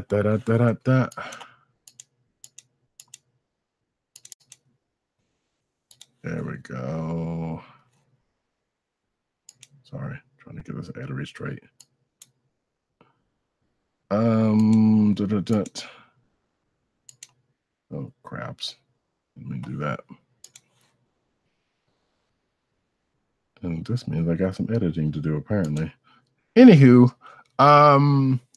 this ad is for Wink, Personalized Wine Club. Wink is a world of wine delivered right to your door.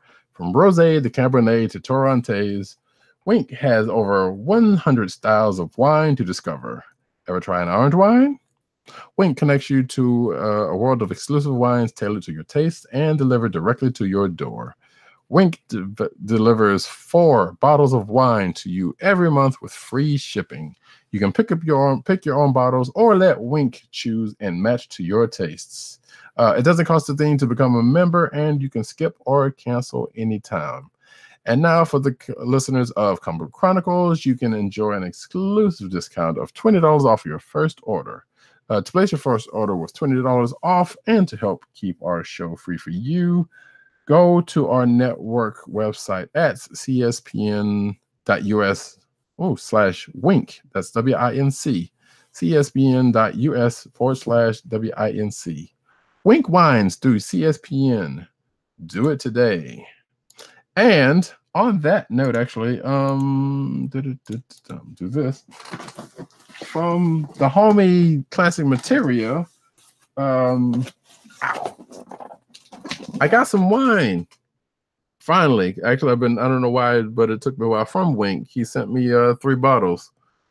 So I appreciate the homie for that. I went onto the site and did their little taste test thing, and it asked me what I wanted for the. Well, it didn't ask me what kind of I wanted, but it basically said, "Hey, here's 3 bottles. Pick how you want to bring, how you want them whether either red or white. Like you could do like 3 whites or 3 reds, or in some mixture in between, like 2 reds and 1 white, which I think I ended up getting, which I should have gotten 2 whites and a red. But I will definitely be trying this out. I'm not a big wine drinker, but nevertheless, hey, the homie hooked me up some wine, so I figured I'd try it anyway. Stay tuned. I'll let you know how that turns out. Maybe I'll drink something on the show. I don't know. But with that, folks, we come to an end of this here Comic Book Chronicles. Thank you, each and every one of you, for coming out and checking us out tonight. My apologies. Shouldn't have done that. My ear scratches, though, for some reason. I don't know why. It itches. We will be back next week, either with another regular show or with the 2018 wrap-up. Stay tuned to our various social media outlets to be abreast of that.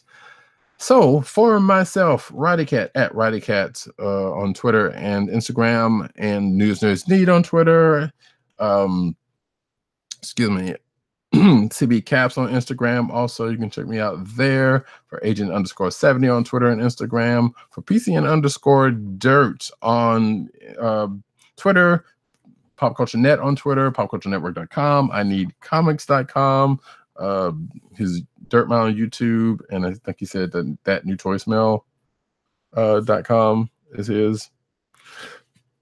Excuse me. You can check him out there. Tim DOGG98 on Twitter, theclicknation.com, theclicknation on Twitter, that's DKLIQNATLN, CB Cron on Twitter, and of course, go check him out riding his face off over at Comic Book Resources. Yeah, that is it. Again, you can find this podcast at cspn.us. Go there and check out this show, other shows on the network. You know, we're special. You should check us out more often. We're really not, but hey, you know. But check us out anyway, because we're cool. I like to think so. Some people, I think our mom says we're cool. You can also subscribe to the podcast. There's a podcast by going to Google Play or Apple iTunes and subscribe to us on both of those channels. And also, we're on Spotify. You can go to Spotify. We're now there with the cool kids. So, yay.